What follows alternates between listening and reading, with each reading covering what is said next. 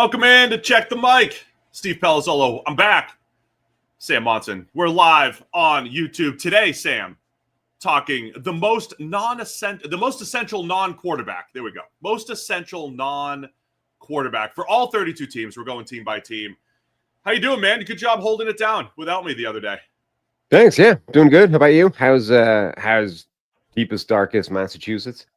It's not dark. It's nice. Not dark. It's sunny. It's hot. It's humid. We've done some camping in New Hampshire. We've done the beaches on the Cape. I'm up at my parents' house right now in the basement, from Mom's basement. We're back to being a cliche for a few shows here, and then I'll work my way back to Cincinnati and into the new studio that you're building for me. Yeah. That's going. It's going okay. You know, there's some teething troubles in terms of putting stuff together. Well, you better figure it out while I'm gone. Me and a mystery helper spent the majority of a night the other day foiled for the lack of an old school screwdriver and a hammer. So it was rough. We all, we're equipped with like modern power tools. No, you need an old school screwdriver that's like thin enough to fit into the stupid fixings. Well, I appreciate the effort that you're putting in, and apologize that I can't be of much help during the month of July. But yeah, anything else to cover before we get into our lists here? No, I think we can go. We just got to figure out what we got to let people know what the criteria was for our most essential players that we'll call this. I know. I went back and forth on what this meant. We each put together a list. Who's the most essential non-QB on each team? I went back and forth between who's the best player, right? Like if you lost this player, how big of an impact would that have on the team? So most of my list, I think, ends up going that route. But then I saw your list as well, and some of the players you came up with I thought of, which was like, if this guy takes a step forward, or if this guy doesn't perform up to par, this team's in trouble. So I went back and forth between that, and I think that's the worthy discussion. But I essentially landed on the best player who's not the quarterback at the most impactful position. Yeah, I mean, I was essentially doing who I think the most critical player on the team is, obviously outside of the quarterback, which I think in a lot of occasions is the second, or the best player outside of quarterback. In some instances, though, it's not. It's like it's a player that they really need to be good. And if he isn't, I think that team is in real trouble. And again, like the other thing I found is that in a lot of occasions, I think this just reflects value in the NFL. In a lot of occasions, the most important player on the team outside of the quarterback is the quarterback's number one wide receiver, who is also the second most valuable player, I think, generally in abstract terms in football. So a lot of wide receivers on the list, but a lot of very good players, and then a lot of players that might not be good, but they need to be. Otherwise, that team's in trouble. Well, all right, man, let's get to it. We're going to start in the AFC East with the Buffalo Bills. I'll let you go first. The most essential non-QB for the Buffalo Bills, Sam. So this one was kind of interesting. I think the most essential player on the Bills outside of that quarterback, I thought about going wide receiver and Keon Coleman, but actually I think Christian Benford is the most important player on this team outside of quarterback. If they have Christian Benford, the defense should be good. The secondary should be fine. There may be a question mark at the other cornerback spot, but he's good enough that they can hold everything down and they can be as good as we know they are. If they lose Benford, all of a sudden you're looking at that group at corner and saying, man, this team might have some real problems in the secondary, and that undermines everything. This turnover happy team that they've been for the last few years. And we saw what happened last year when they lost Benford and they had to put in Kyer Elam, and they just couldn't play defense the way they wanted to play. Yeah, there's definitely something to the Bills and their, I don't want to say lack of depth, but the injury issues that they've had on the defensive side of the ball. And if you lose a starting corner, in my case, I'm going to go Greg Rousseau at edge rusher if you lose some of your key players. But I've been sitting here all offseason raving about their depth on the defensive line and the way they invested in corner in the draft with Maxwell Hairston, Darian Strong. Like, they have added a lot of pieces, a lot of slot players. So I thought this was harder for the Bills, like who's the most essential non-QB, because a couple of years ago I would have said Stephon Diggs. I think he was the clear number one receiver for Josh Allen. But it's not a team full of superstars. It's a team full of, I think, very good players.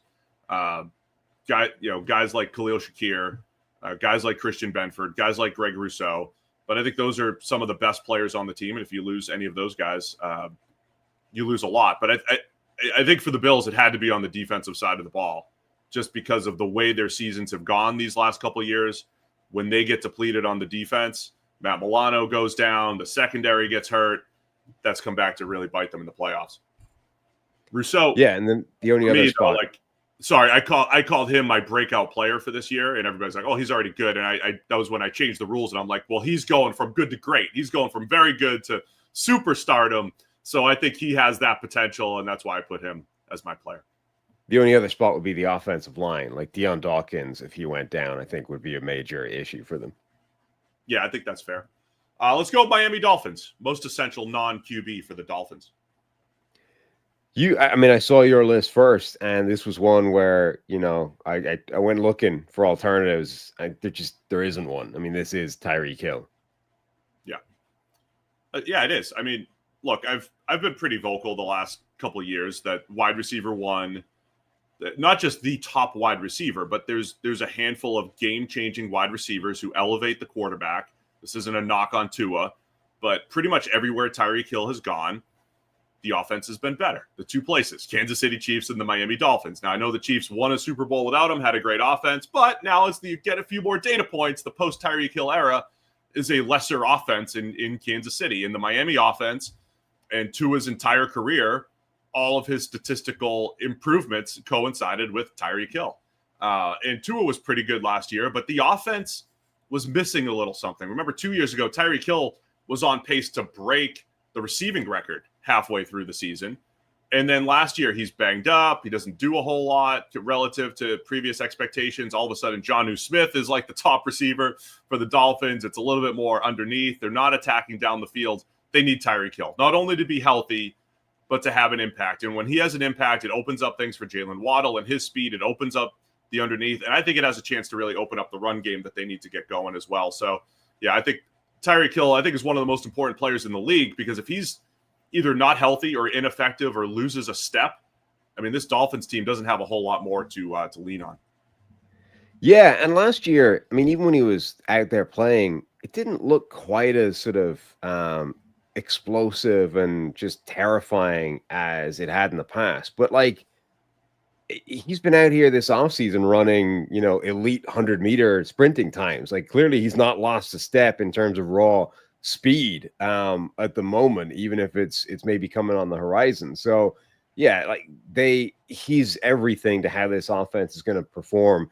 I think you could throw in an honorable mention for Patrick Paul at left tackle. Now that Teron Armstead is retired, they need him to be solid, otherwise they're in trouble. Kenneth Grant, because of how aggressive in terms of the draft they were with bringing him into defensive tackle, that would be huge if he's good. But I mean, no matter how much, those are important players for their future, but I don't think either of them really compares to Tyreek Hill. Those are the types of names I struggled with on this list, right? Where it's like, I think Tyreek Hill absolutely is the most valuable non-QB on the team, the most impactful, but it might not even matter if Patrick Paul's a terrible left tackle. It might not matter if the Dolphins have no physicality up front. And so I'm with you, like they're relying heavily on Patrick Paul stepping in, filling in at left tackle, being at least average as this developmental left tackle second rounder from 2 years ago.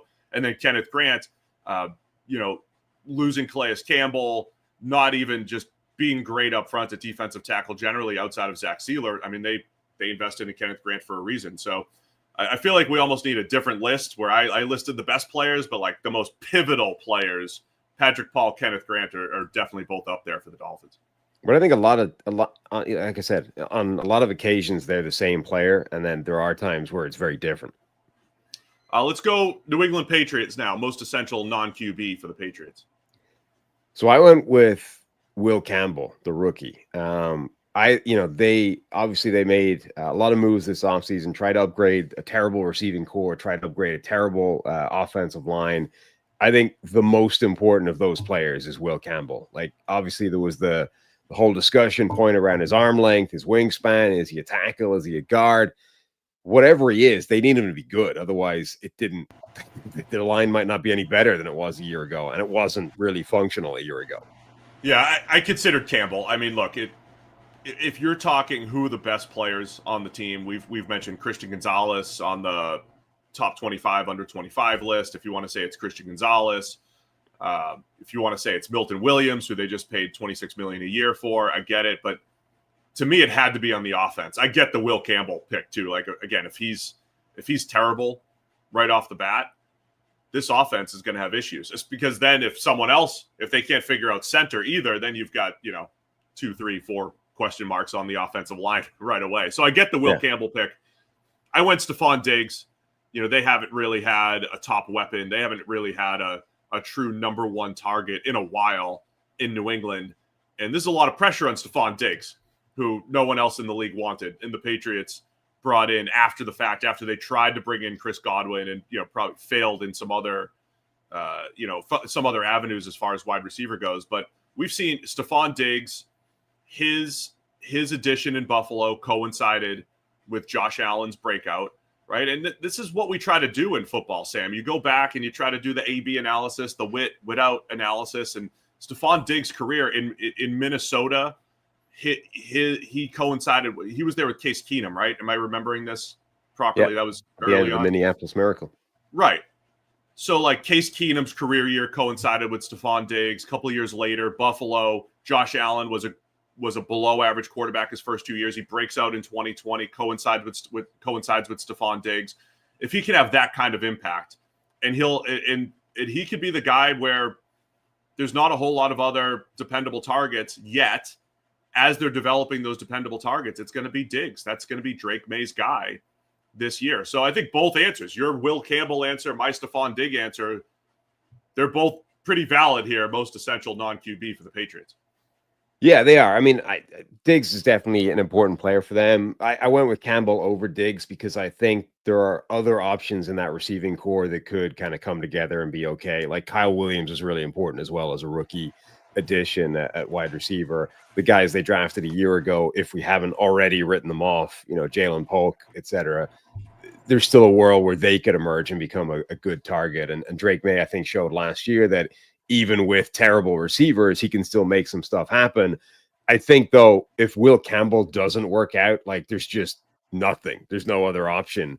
Like, you're back to Vidarian Lowe at left tackle, and that's just not viable. So I think there's more contingency at receiver than there is at tackle. Yeah, and that all makes sense. And that's a big reason why arm length aside or whatever it is. I mean, the Patriots, it felt like they needed to make that pick at 4 because they need a left tackle, and there's not a lot of left tackles available in the NFL right now. Wrapping up the AFC East, let's go New York Jets, most essential non-quarterback for the Jets. This is another one where, again, I'd seen your list first and I didn't want to repeat the players, so I went looking for somebody else. I think you have the correct player on this one, but I went with Quinnen Williams on the defensive line. I think we've seen already in his career that when Quinnen Williams is playing at his absolute best, he changes games for the Jets. Like, he is a force that can dominate against the run, can dominate as a pass rusher. If you get the best version of Quinnen Williams, you immediately have a completely different defense than you have if you're only getting, a regular season from Quinnen Williams. So if they could get that player back next year, I think that's huge for them. And the player that you did not want to copy, Sauce Gardner for the Jets, who is freshly paid here, signing a 4-year, $120+ million extension. Sauce Gardner, for me, the most essential non-QB. What do you want to say? Yeah, so he becomes, we've been saying for a while, there had been this logjam of corners and that the position had been lagging way behind wide receiver and nobody had been getting paid and blah, blah, blah. And Sauce Gardner ends up getting the big money deal off the back of his first 3 years. And, it makes sense. I mean, I laid out the case before, even if you include last year, which is unquestionably the worst season he's had in the NFL. If you put his 3 years together and view them through pretty much any metric, Sauce Gardner is the number 1 cornerback in the NFL. And the only criticism to, signing him to huge money is, well, last year, the most recent one wasn't particularly good. and that's fine. But we know better than that. Like, we know cornerback as a position is inherently volatile. It fluctuates year to year. Elite players can have average years and then immediately bounce back. I think it's more important that 2 of his 3 years have been elite than it is that the most recent of those 3 years was the elite one.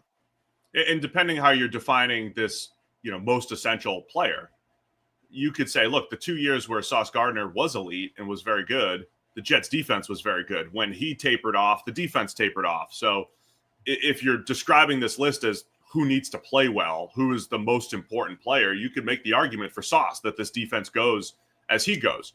And look, I think he's the guy because he's still very good. In any of the debates that he has been involved in, either him versus Reek Woolen for Defensive Rookie of the Year when they both came out, him versus Derek Stingley, picks numbers 3 and 4, back-to-back picks in their draft. All of the debates are, well, Sauce, he's grabby and he doesn't turn the ball over, but he just doesn't give it up. He doesn't give up many big plays. He doesn't give up many plays at all, touchdowns or explosives, and that's huge, right? This was like the old. Sherman had a little bit of this when they just stopped throwing to him. We always reference Nnamdi Asomugha, right? Nnamdi Asomugha versus Darrelle Revis. Revis was getting all the interceptions, but Asomugha was just never targeted. Sauce isn't at that point, but he's generally just in sticky coverage. And the other point I wanted to make, when you add in Azariah Thomas coming from the draft and in his length and his press man ability, like there's a chance if he hits the ground running, that 1-2 punch of press man type of corners who are super long and just what did I call him? Catch point nuisances. That's what I called Sauce coming out. That's going to be tough to throw against if Thomas is a good player. So I think the Jets are building a squad that can play some press man coverage and make things difficult, and it's going to start with Sauce Gardner there. So I think the extension was warranted. Is there a point where Derek Stingley could officially overtake him? Again, you and I always answer this from the lens of when you look at data for cornerbacks, it is the most volatile from year to year.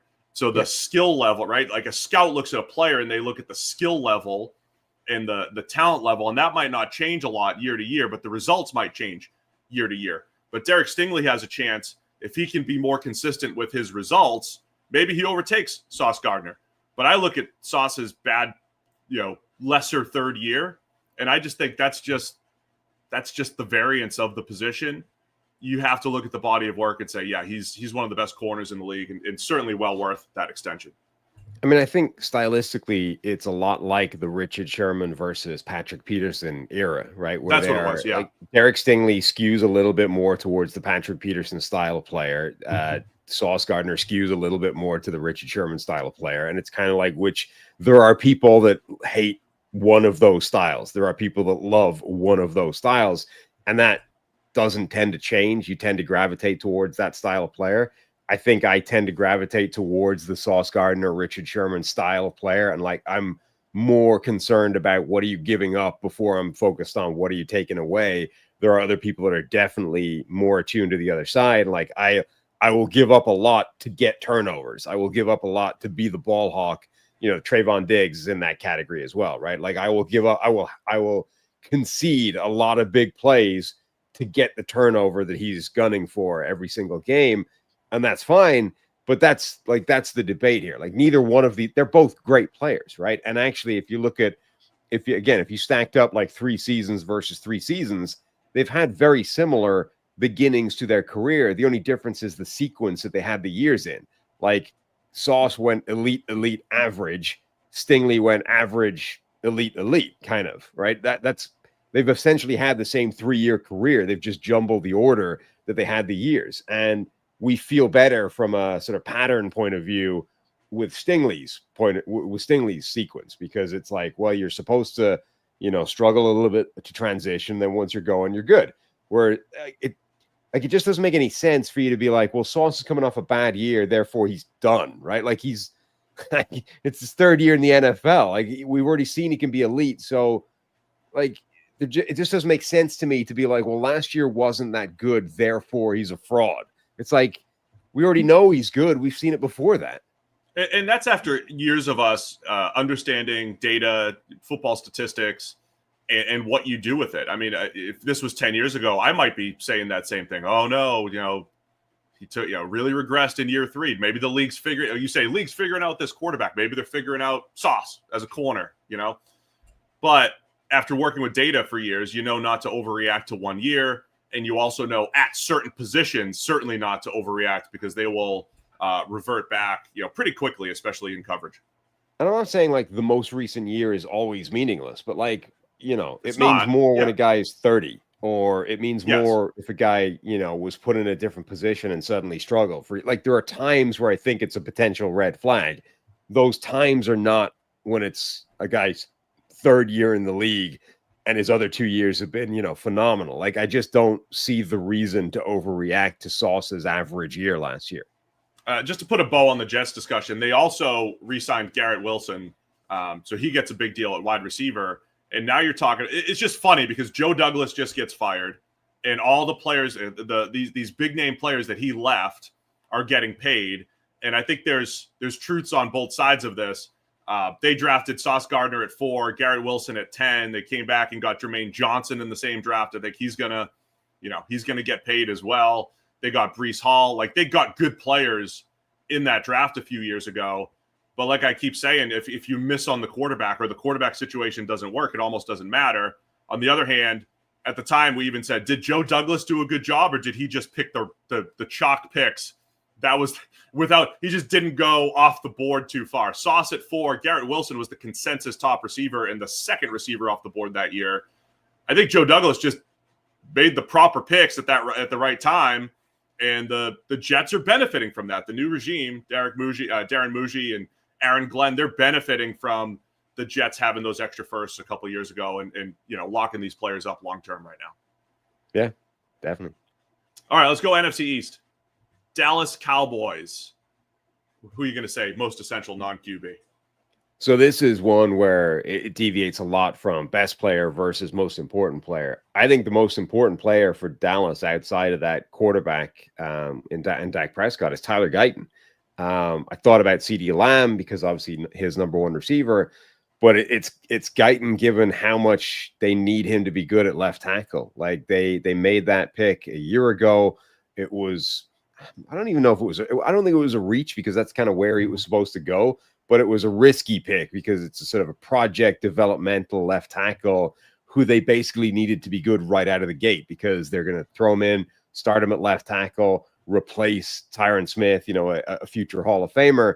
And it was a struggle year 1. Now they need him to take a huge step forward. Otherwise, they're in trouble. I mean, Dak Prescott does not perform particularly well with problems on the offensive line. And again, it's another one where if they don't, like if he's not there, if Tyler Guyton is either bad or they need to, gets hurt and they have to replace him, I mean, there's no alternative at left tackle.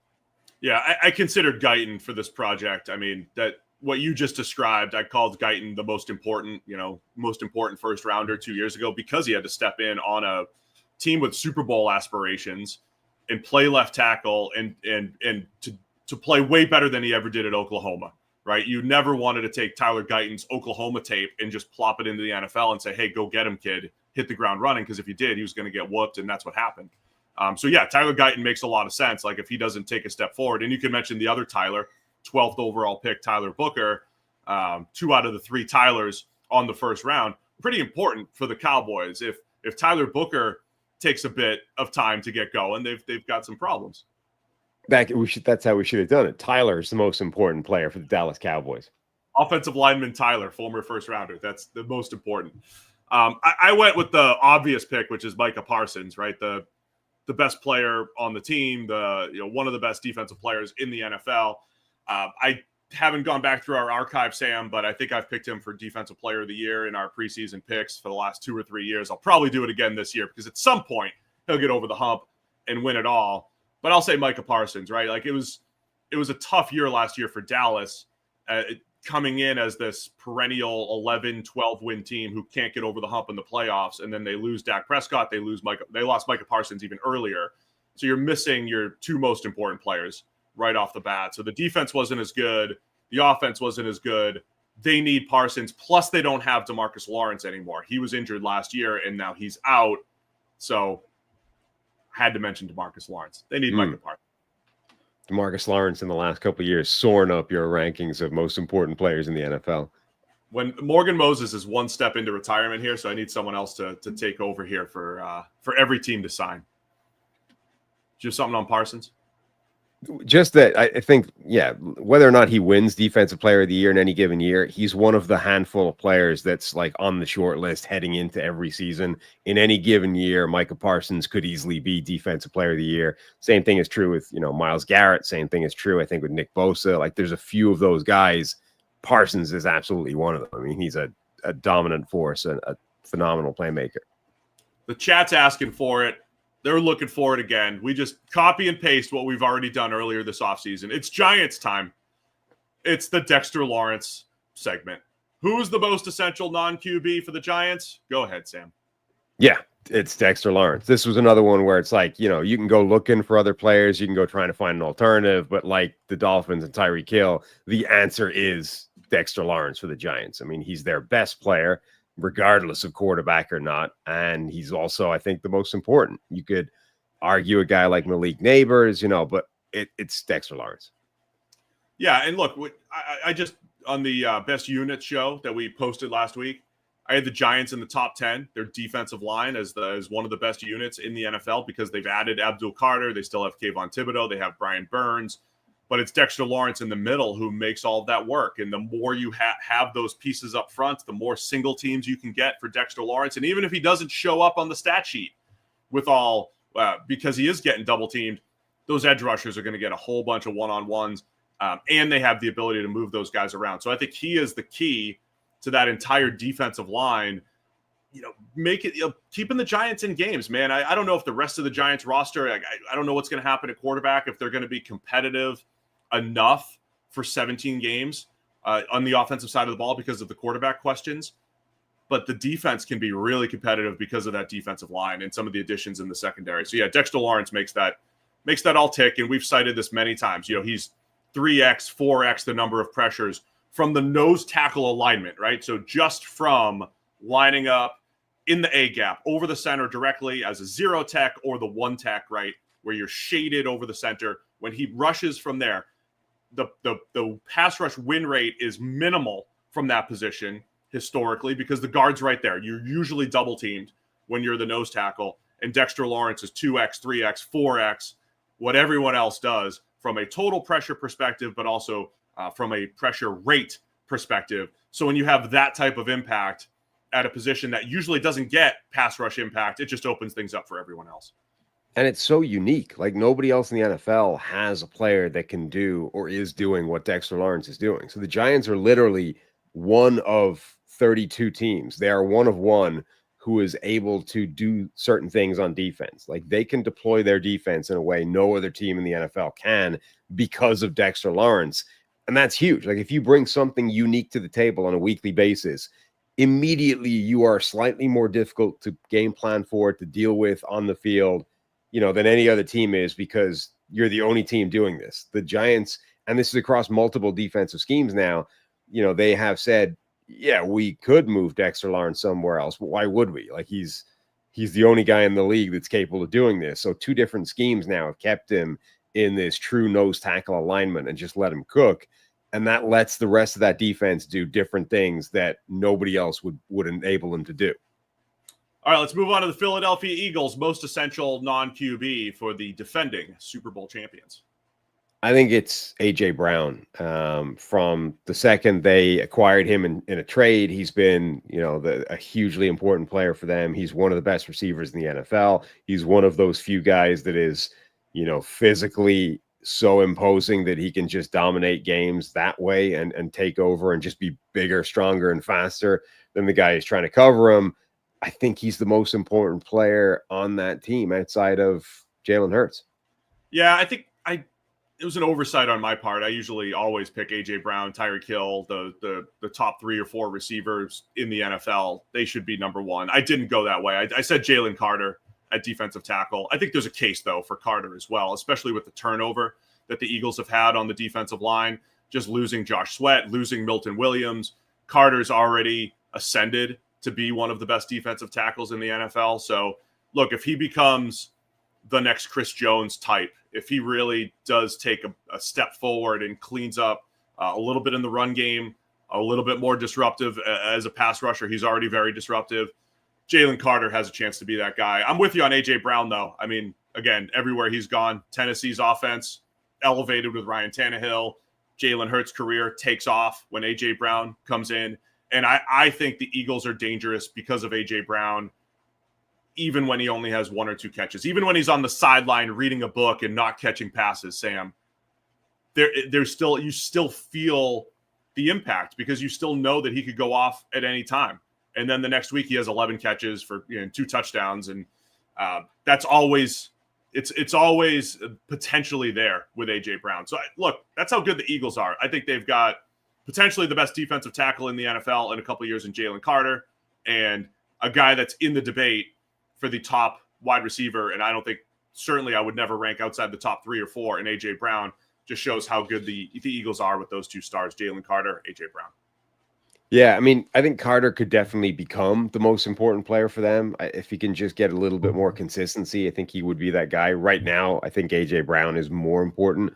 I thought about players on the offensive line, either the tackles, Lane Johnson or Jordan Mailata. Part of it's like, if the tackles go down, who's coming in their stead, and it's definitely a huge downgrade. It's tough though when you're trying to, like, their offensive line as a whole is really important. I mean, we saw that last year with Saquon Barkley, but it's tough to isolate that down to one player. Be like, well, if that guy goes, the whole thing falls apart. If Lane Johnson went down, it would be huge and it would be a massive detriment to the Eagles. I don't think the line would completely crumble without him though. So for that reason alone, like if A.J. Brown went down, I think that receiving core would be in trouble, even with Devontae Smith there. I don't think the same thing is true with the offensive line. All right, let's wrap up the NFC East with the Washington Commanders. This one might be timely here. Yeah, I thought this one was kind of tough. I went with Terry McLaurin, their wide receiver, currently unhappy with the lack of progress towards a new contract. We covered that in the last show with Ari. I think you could make an argument, given what they traded for him. Laramie Tunsil is in there. I think you could make an argument that they need Marshawn Lattimore to be good, not Marcus Lattimore. Don't need him to be good. Or one of their corners. Doesn't actually matter which one, but they need one of those guys to stand up and be counted. I think there's a few different places that are pretty important, but I think McLaurin is probably the most important. I also went with McLaurin, and valid cases for those other guys. I think you could make a pretty strong one for Marshawn Lattimore. They got picked apart when he was not looking at his best last year. But if he is good, that really changes the defense. I mean, I'm a big believer in, you don't want to have weaknesses in the secondary, but a real lockdown corner opens things up, right? If you're willing to play that style, if you're willing to put the ball in his court and say, hey, go cover this guy, let us roll our coverages everywhere else, it makes a massive impact. If Marshawn Lattimore is who he was 2-3 years ago, he could easily be the guy. But I went with McLaurin because, again, I usually default to a high-end wide receiver 1. It's timely because Washington is not having those conversations to extend him right now. And I guess my answer would be, the second Washington is like, oh, we might, stories out there that they might not sign Terry McLaurin. How many teams are like, we'll take him. We need him. New England is like, we'll take him. We need a guy for Drake May. How many other teams would love to say, yeah, Terry, you're our wide receiver 1?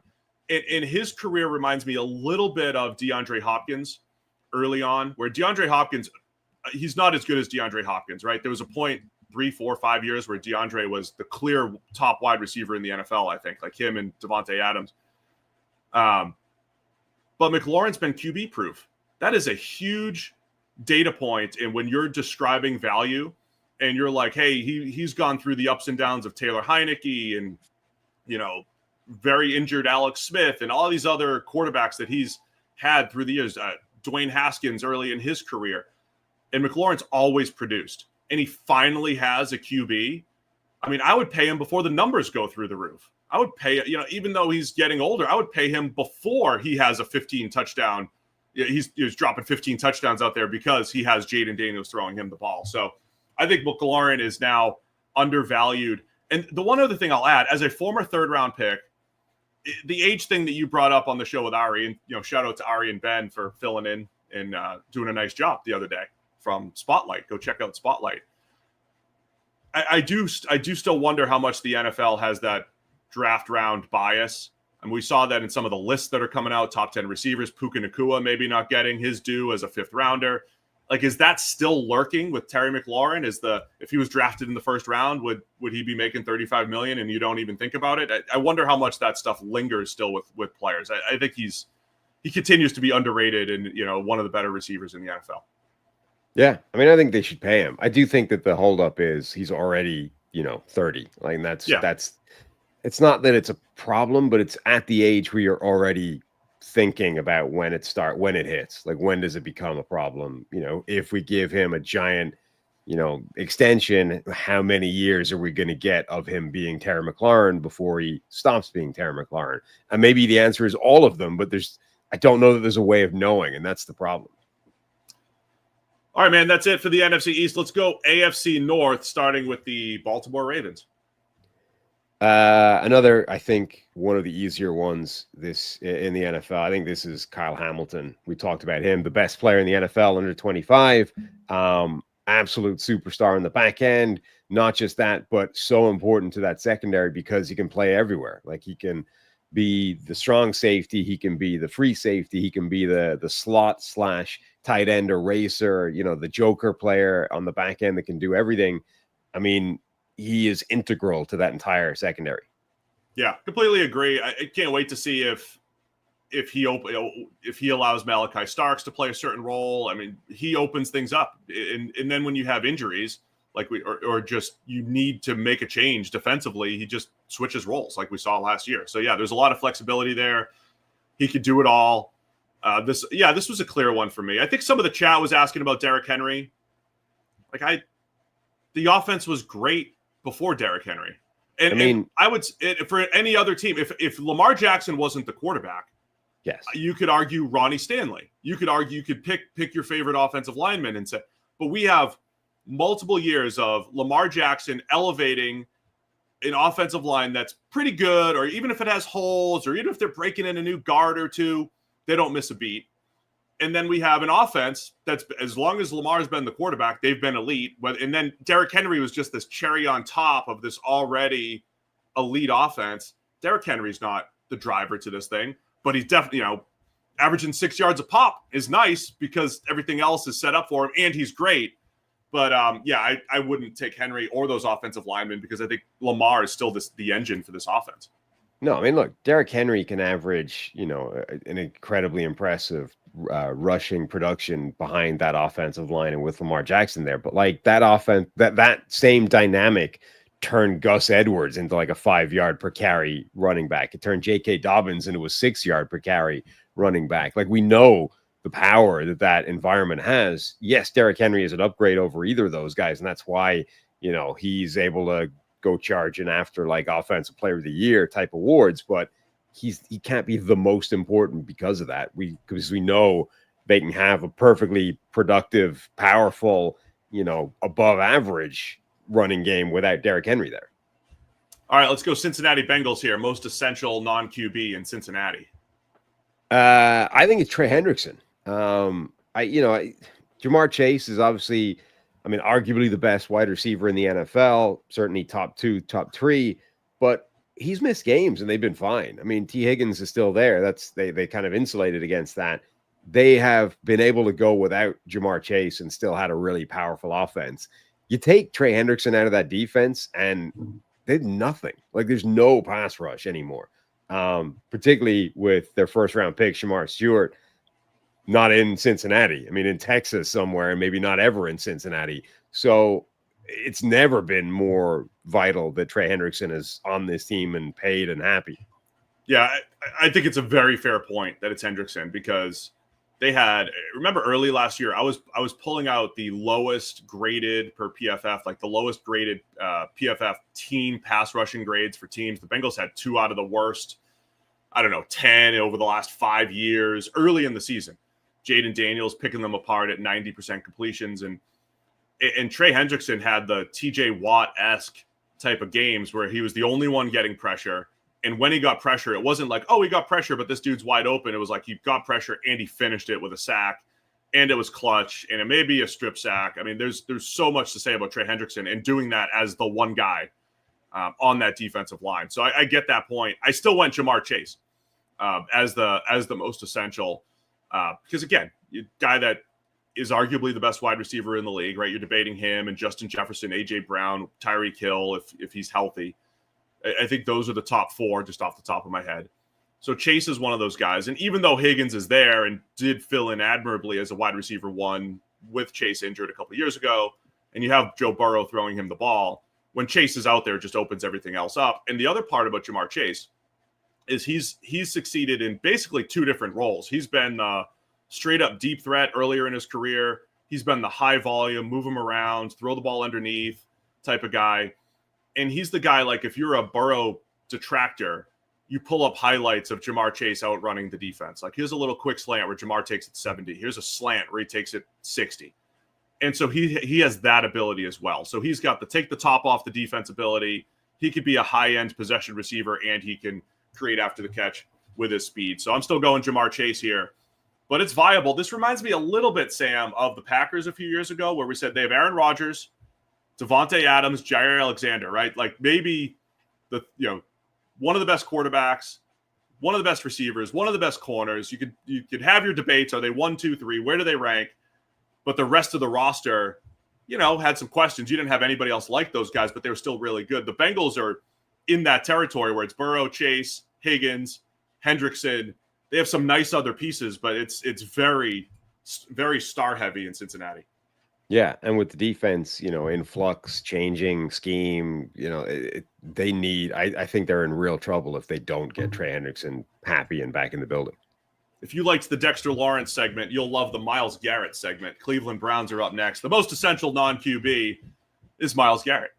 Yeah, and I don't even. This is one where I don't know what else you would even suggest if you were trying to find somebody that wasn't Myles Garrett. I mean, he's the best player on the team and the most important player outside of quarterback. I don't really see another option. It's an interesting one because a lot of my arguments are like what I say with A.J. Brown and Tyreek Hill. I say when he showed up, everything changed, right? The offense has been so much better since A.J. Brown joined Philadelphia, since Tyreek Hill joined Miami. You can't necessarily make that same argument with Myles Garrett. It's not like he's always on this elite defense. And what happened 2 years ago when the Browns made their little playoff run or made it to the playoffs, their defensive line became one of the best because they invested in it, because they found Zadarius Smith on the other side, because they had Dalvin Tomlinson. They just had more bodies. And we've been saying for years, Myles Garrett needs some help. So it's a tricky one because I still think he's the most essential non-quarterback. This doesn't mean this guy's carrying the team by himself, but when you give him help, it shows the impact that he has, creating one-on-ones for everyone. I always describe him as putting more strain on offensive tackles and offensive coordinators than any other defensive lineman in the NFL. Maybe Dexter Lawrence is the only other guy because he's doing it from that unique nose tackle alignment. But that's what Garrett does, right? Down to down, have to know where he is, have to get him blocked. And when you do have some pieces on the other side, it does elevate their game quite a bit, like Aaron Donald used to with the Rams. Yes, exactly like Aaron Donald. Like, I think Myles Garrett and Aaron Donald have both shown throughout their careers the limitations of just how much impact one elite player can have. Like Donald may very well be the best defensive player that's ever played the game. He's certainly in the top 10 somewhere. It's impossible to compare, eras. Who knows really how much better or worse Aaron Donald was than like Mean Joe Green or, Reggie White or whatever, but he's in the conversation, right? He may be the best defensive player to ever play. And yet the Rams lost more games than they won in each of his first 3 seasons in the NFL. They had other years where they only won a handful of games or they weren't an elite team or defense. And that's despite Aaron Donald. Like, it's not like he had down years in there where Donald, he didn't have a career that fluctuated and was a good year and then a bad year. He was basically the best player in the NFL from the moment he stepped on the field till the time he walked away. And sometimes the situation around him simply wasn't good enough for that to make almost any difference whatsoever. Same thing has been true for Myles Garrett. Slightly less, like he hasn't been as Aaron Donald-like, but he's basically been an elite player from the moment he came into the NFL. And yet sometimes it's not enough. Sometimes the rest of the team around him isn't good enough for that to be obvious. Like, you can make it's like he was due defensive player of the year for a while before he actually got it. But the situation around him needed to improve for people to see that. All right, let's wrap up the AFC North with the Pittsburgh Steelers. Most essential non-QB in Pittsburgh. This one I thought was pretty tough. I ended up going with Broderick Jones, who obviously is very far away from being their best player outside of quarterback, but I think might be the most important now that we know what the situation is, now that it's Aaron Rodgers at quarterback, now that, this team is taking shape. Former, top pick at offensive tackle has been bad so far, not even just a little bit underwhelming, not the dominant force. Like, he's been actively pretty bad. If he's actively pretty bad again this year, I think the season's already done, basically. Are they officially moving him to left tackle, back to left tackle where he played in college now? I don't know, but I don't think it matters yet. Like, he's playing, he's starting, whether it's left or right side. I talked to someone in the league who was in Green Bay for many of the Rodgers years, and he mentioned, so obviously Rodgers is the quarterback here for Pittsburgh, and we were talking about team building. I may have encouraged this person with his current team. I said, creep back to an average on the offensive line. I may have encouraged him, but he was talking about how Rodgers used to say, kind of like the old cliche of, protect the blind side and everything. Like, Rodgers buys into that because he says, hey, look, if you secure my blind side, I can kind of feel right tackle pressure. This is just how Rodgers is. And I'm the one who's the advocate the other way. I'm like, they're both the same, but Rodgers specifically years ago, apparently was saying, secure my blind side with left tackle. I'll handle right tackle if he's not as good. Right. So the old school team building idea. If Broderick Jones is playing left tackle and he struggles the same way he has the last couple of years, that's trouble. Now, if you put him at right tackle and he's struggling, and they have Fautanu, last year's first rounder, who looks like a better player so far than Jones with 2 games, and maybe he's a little better at left tackle, and Jones still struggles at right tackle. Maybe Rodgers can handle that, but he's getting older. So you're right. Like, my point is, there's a strong case for what you're saying. If Broderick Jones isn't good this year at either tackle spot, particularly if he is playing left tackle, then me saying DK Metcalf is the most essential player almost doesn't matter because he's not going to get any opportunities to get the ball down the field anyway. Yeah, so, I mean, I would go as far as to say if Broderick Jones does not improve left or right tackle and he's starting the whole season, I think the Steelers have a losing record this year. Wow. That's an important tackle. So any other year, I would probably go TJ Watt, and maybe this is an oversight, but I'm going DK Metcalf. It's not even an oversight. It's just the Steelers are loaded on defense. I mean, the more I watch their defense, it's not just adding Jalen Ramsey. It's not just adding names who happen to be older.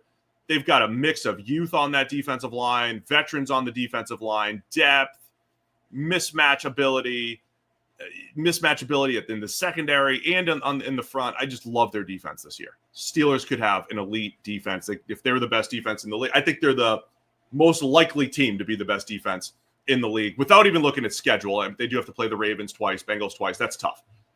Love their defense. But I'm going DK Metcalf because they don't have a clear wide receiver 2. And I think this is the first year DK hasn't had a clear running mate on the other side. First time he hasn't had a Tyler Lockett. And then in last year's case, it was Jackson Smith and Jigba taking over for Lockett and, taking those targets and doing well with it. So there's a lot of pressure on DK Metcalf. And then the pressure to just get on the same page as Aaron Rodgers. We just saw Mike Williams, I don't think he's completely cooked, but like they just didn't even get on the same page. Mike Williams and Aaron Rodgers, before you know it, he's not running the red line, he's out. So DK Metcalf, Aaron Rodgers, they got to get on the same page. And it's important, right? I mean, DK and Broderick Jones are 2 good answers here. If this offense doesn't get those 2 guys going, they're going to have some problems. How do you think DK Metcalf, with his personality, is going to react the first time he's thrown under the bus publicly after a miscommunication between him and Rodgers? They need hard knocks, man. They need DK, Jalen Ramsey going at it at practice. You get the TJ Watt saga. You have Rodgers just pulling it all together. It's just too much good stuff. I thought about, I think they have too much depth on the defensive line to go with any of their best players there. Like TJ Watt is hugely important to the Steelers, but like Alex Highsmith, Nick Herbig, if TJ Watt had to miss a stretch of games, you would imagine they still have a very good pass rush.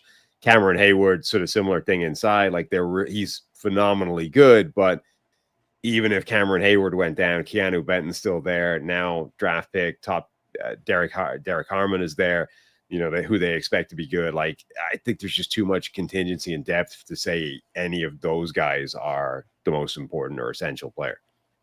All right, man, we're going NFC North now, starting with the Chicago Bears. Who's the most essential non-QB on the Bears? I think Montez Sweat is the answer here.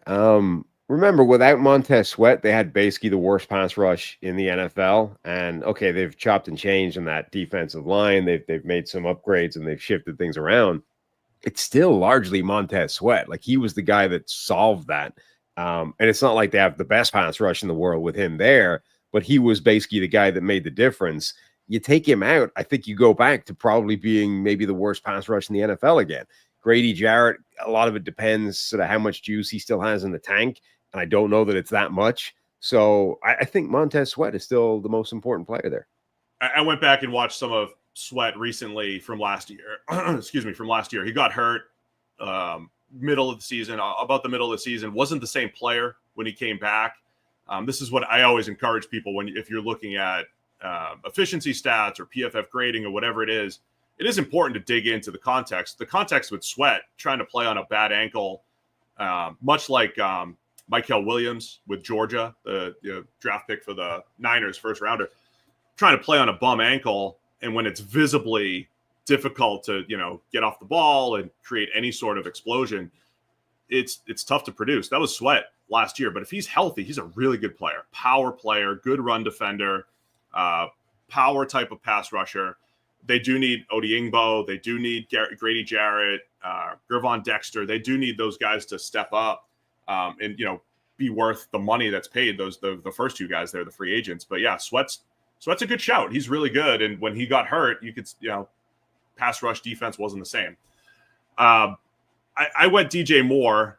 I was thinking Rome Odunze, but I said, hey, just any receiver, right? Like, any receiver to just be that dependable option for Caleb Williams. Maybe it's Colston Loveland, maybe it's Luther Burden, but those are the nice problems to have. If those guys all come together, then you're cooking, right? You get Ben Johnson, pulling the strings and getting those guys open, but just having a dependable number one, a DJ Moore type, as great as Ben Johnson was calling plays and creating open shots downfield and putting guys in space, there was still like third and medium, third and long. We're going to coworker Amon-Ra St. Brown, right? They still had a go-to guy in this Ben Johnson offense that was scheming guys open everywhere. So if DJ Moore can be that dependable go-to guy, maybe it is Rome Odunze, and eventually he takes over. He's got to improve upon his rookie season. But I'm going DJ Moore most essentially. I think Caleb needs a go-to guy. While they're scheming it up on first and second down, we need a guy to go to on third down. That's DJ Moore. Yeah, I mean, I think DJ Moore is very good, very dependable. I think Odunze is more important because, they need him, I think, to get better year two and sort of develop. Then the other name I would throw in there is Jalen Johnson at corner. I think he's pretty vital for like top tier corner, been extremely good for them. And with Tyreek Stevenson sort of in the doghouse or not necessarily working out, if Jalen Johnson wasn't there, this would be a massive blow. All right, Detroit Lions. I already gave mine away. Coworker Amon-Ra St. Brown. Most important for me. Who you got for the Lions? I went with Aiden Hutchinson. Obviously not just because he was on a defensive player of the year kind of run last year before he got hurt, but again, because they didn't go hard to find that extra pass rush. Like, if you were picking holes in this Detroit Lions roster, you would still say edge rusher outside of Aiden Hutchinson still doesn't look particularly good. So he's hugely important because he's that good for them, but also because the caliber of player outside of him at that position is pretty weak still. It's funny because I got in my own head and didn't say Hutchinson because I'm like, the first response is going to be like, well, they win 15 games last year. They still won without him last year. And that's true, right? I think it's going to be, it would be challenging to do that again. So it's not, obviously it's a good pick taking Aiden Hutchinson. He is, he's been the guy that they have been completely dependent on as far as pass rush goes. I loved when they added Zadarius Smith, who didn't really get to see them together last year. And I'd still love to see if they go to that well somewhere. Maybe it's Jadeveon Clowney who's out there. Bring somebody in to help Aiden Hutchinson. I still think that matters. But I think because I was a little gun shy on that one, I went Amon-Ra. By the way, subscribe to our coworker 33rd Team Show, St. Brown podcast. Be sure to do that, Lions fans. But this is the guy with what I just described, right? Like, he was still pretty crucial on third downs and in key situations. He brings that middle of the field physicality. But now with the offensive coordinator turnover, which we think is one of the biggest stories for the Lions this year, if Ben Johnson truly is that genius that's going to be tough to replicate, and you're going to lose an explosive per game or whatever it is, there's more pressure on your best receiver, which is St. Brown. And so that's Jared Goff's go-to guy. That's his dependable guy on conversion downs, and I think he's still the guy. And it's Aiden Hutchinson and it's St. Brown, but as we've raved about the Lions and their team building effort, so much depth up and down this roster. It's funny. We got a lot of negative feedback, Sam, from Lions fans because they were not in our top 10 units. None of their units ranked in the top 10, which I think is fair. But if we were saying how many teams have like top 3 units across the board, you could say they're pass catchers. Secondary isn't necessarily there, but they're safety specifically. I mean, it's still one of the, we ranked them as the best roster, right? So, or one of the best rosters. So they have that, even if they don't have a best unit that we were ranking a couple weeks ago. Yeah, and their offensive line could still be very good, even though there's more questions on it now than there were beforehand. And so, I think Aiden Hutchinson and Amon-Ra St. Brown are the two the two answers for this. Penei Sewell, you would also throw in there in that, Sewell goes down, it could be a problem for that offensive line that's already getting, a couple more question marks than before. You would throw Sewell in there as a guy. Ultimately, the reason I went with Hutchinson over St. Brown, though, is it's what, the contingency beyond those guys, right? Yeah. Amon-Ra St. Brown is huge for them, but they do also have Jameson Williams and, Sam Laporta and Jahmyr Gibbs and Tim Patrick. And, there are other players that would be able to step up and be solid. Like if Hutchinson went down, it's like Marcus Davenport and nobody. Like they have real problems if they don't have Hutchinson rushing the passer on the edge. So I think they have more options at receiver. All right, let's go Green Bay Packers. I had a tough time with this one. Most essential Green Bay Packer. Yeah, I wonder, is it already Matthew Golden, the rookie wide receiver who they, like even everyone from the outside has been saying Green Bay needs a number one receiver for a while. But when your own players start saying it, when Josh Jacobs is like, we could use a number one receiver. Well, all of a sudden, now the first receiver you bring in almost by default becomes that guy. Like all the pressure goes on Matthew Golden to be something different in this receiving core, which isn't bad. It's just potentially missing that number one impact guy. So you've got this collection of receivers of, Romeo Doubs and Christian Watson and Dontavian Wicks and all these other guys. And they're all pretty useful, but none of them have been a consistent dominant force. So now I think the pressure goes on Golden to show that he can be that. And so it's pressure because like he's got to come in and immediately be their best player. It's also pressure because his sort of case as a prospect is pretty small sample size. Like he wasn't a dominant. He's never been that guy really in college either for all but like a couple of games at the end of his career. Yeah, it's a fair one, right? Because again, we're talking about a team that doesn't have a ton of superstars necessarily.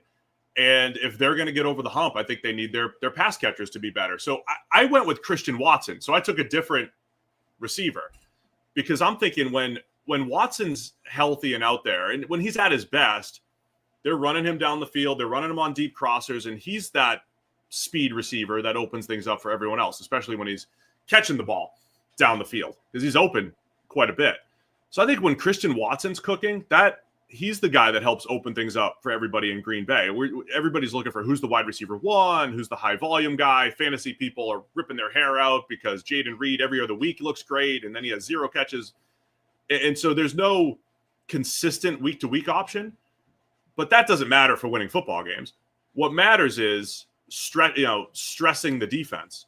And I think you could make the case that Christian Watson stresses the defense more than anyone else on the Packers. So just having him out there and healthy and playing well, I think gives Matthew Golden a chance, gives Jaden Reed a chance, gives Romeo Doubs, gives the Dontavian Wicks, gives those guys an opportunity to make their play. So I think Watson is the most essential for me because I think their offense has been at their best when he's at their best.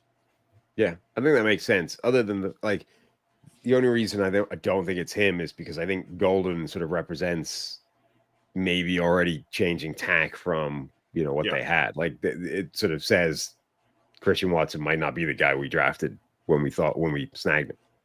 Let's go Minnesota Vikings now to wrap up the NFC North. Vikings is Justin Jefferson. Another one that's pretty easy, I think. I agree. And look, a lot of times we say, well, the depth behind them is good, or the case for AJ Brown is really strong because they only have Devontae Smith behind him essentially to take over as the number one at receiver. And the Vikings have good depth. We both love Jordan Addison, TJ Hawkinson at tight end, but I guess that's similar to the Eagles as I'm talking through it. But yeah, Jefferson just opens things up and KOC moves him around and just uses the gravity that Justin Jefferson brings to the table to open things up for everyone else. And of course he always gets his as well. So yeah, I agree. It's Jefferson. Yeah, I mean, I think it's pretty comparable to A.J. Brown and the Eagles situation. He's one of the most dominant receivers in the NFL. If you put him one, if you put him two behind Chase, whatever, you're talking about one of the best wide receivers in the game. It's especially vital this year because you're turning the keys over to J.J. McCarthy, right? You had a really good offense a year ago with Sam Darnold. You had a good offense before that with Kirk Cousins. Now you're pitching it over to essentially a rookie. I mean, obviously he's going into year two, but year one was a write-off with the knee injury, effectively a first-time starter. And therefore, nothing is more important than having an elite receiver that guy trusts and can be open all the time. Another year, though, Jordan Addison could be the answer. Jordan Addison, of course, as we go, he made Caleb Williams, he made Kenny Pickett, made Kirk Cousins, made Sam Darnold. Jordan Addison could be the QB maker. So I probably should have gone that route instead of Jefferson. Well, yeah, Addison is actually the answer, but Jefferson will get all the credit for it. That's right. AFC West now. Let's start with the Denver Broncos, most essential non-QB for Denver. Yeah, I thought you had the right answer. I went kind of looking for alternatives, but I think it is Patrick Surtain, the second at corner. Elite corner. Defensive player of the year, like just a top level player on a defense that's ascending and looking to be really good again. He's the most important player for them, I think. I mean, he's the clearest. We've been raving about the Broncos roster this entire offseason because their pass rush was very good last year, and they're very much intact. Defense was very good overall. The offense started to find their footing. There's no real massive weaknesses on the offensive line. And the playmakers are either, an established Cortland Sutton or guys with upside, right? You look it up and down the roster, it's like there's not a lot of massive holes here at any of the positions. But there's also not a lot of stars. Maybe Nick Bonito takes that next step to become more of a star. And, that second half of the season, you could argue that he was. But Surtain is the guy that has the most star power on this team, right? I mean, he's the guy that they depend on to play one-on-one, to open things up for the rest of their defense, to pivot coverages, to do all that.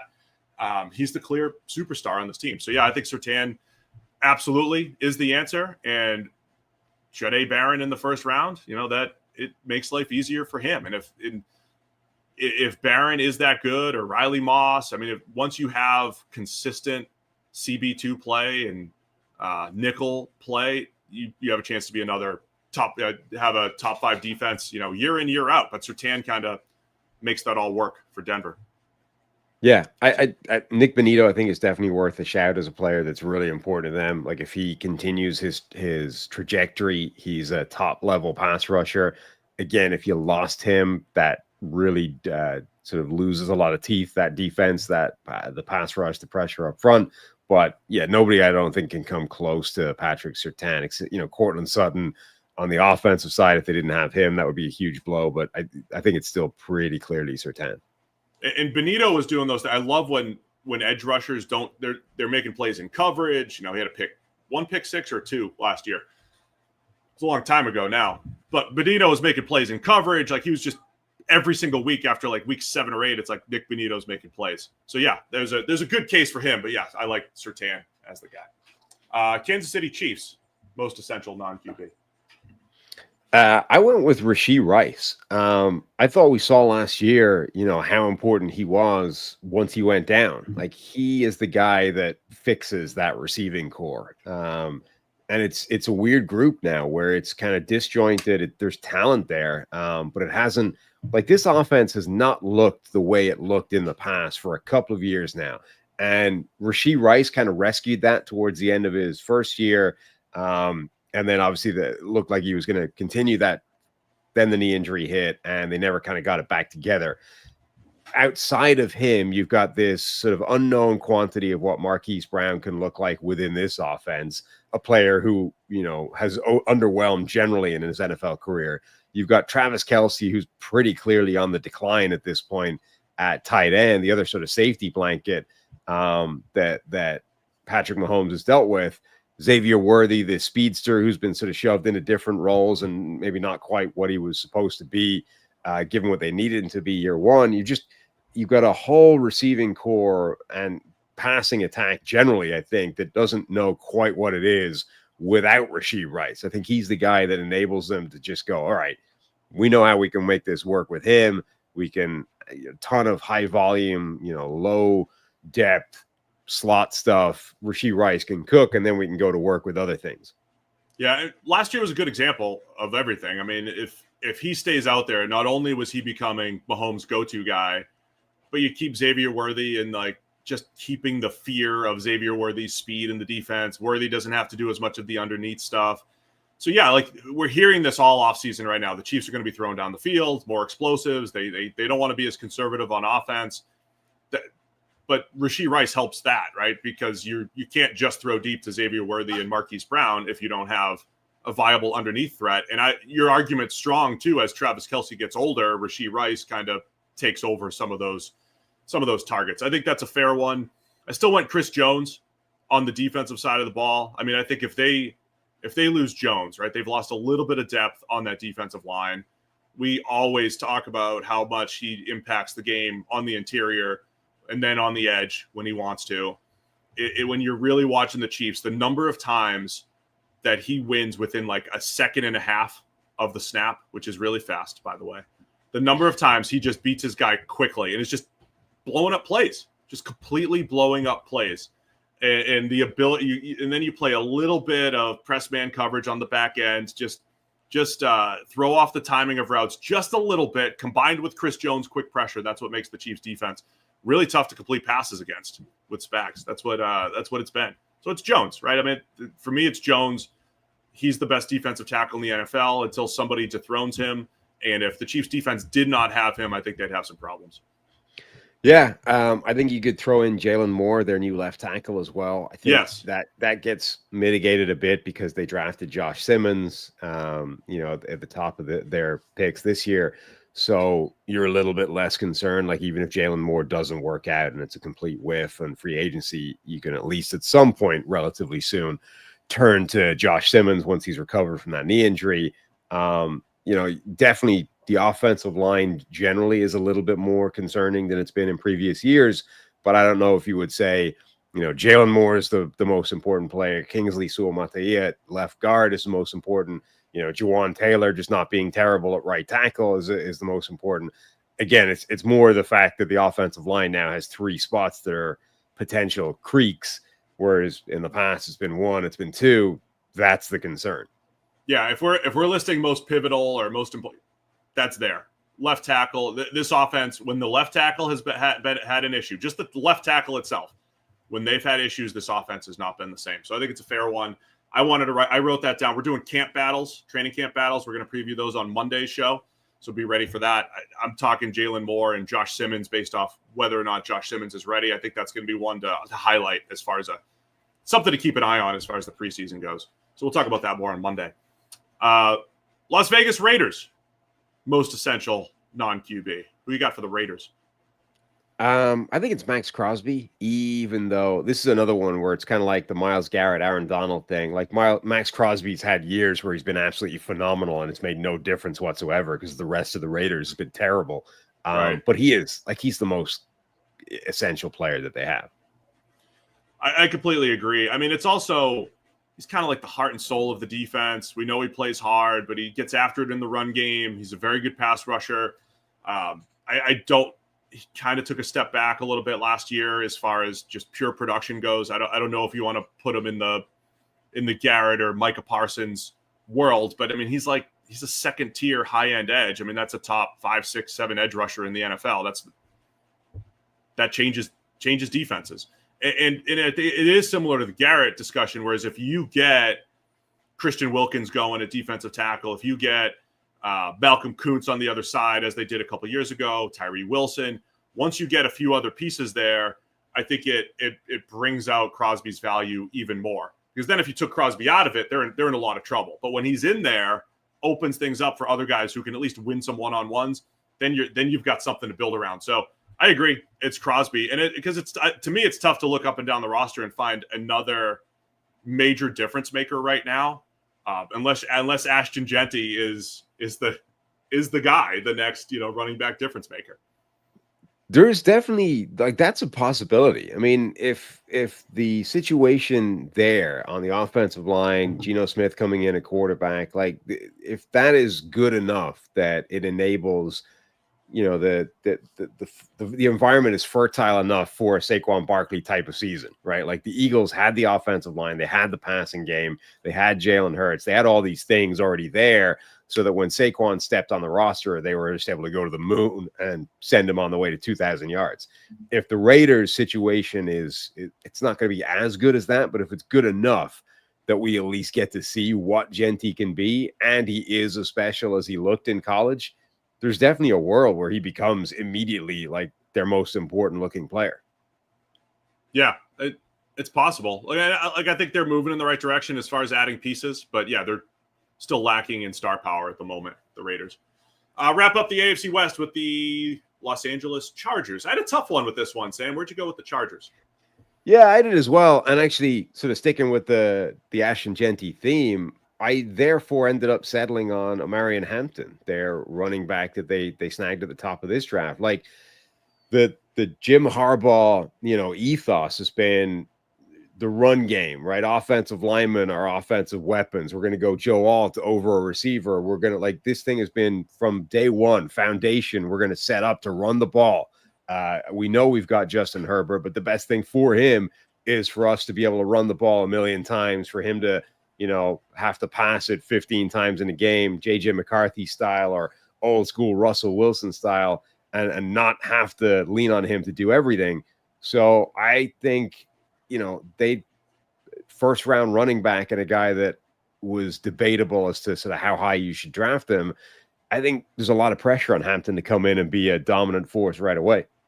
No, it's a fair one, even if we say that, hey, the running back success is going to be dependent on the guys up front. If Hampton does bring some of that big play ability that he showed at UNC, and think about how many runs, when we were talking about scouting Hampton, how many runs he just had no chance because of poor run blocking. But when you gave him a little bit of run blocking, he's creating some big plays.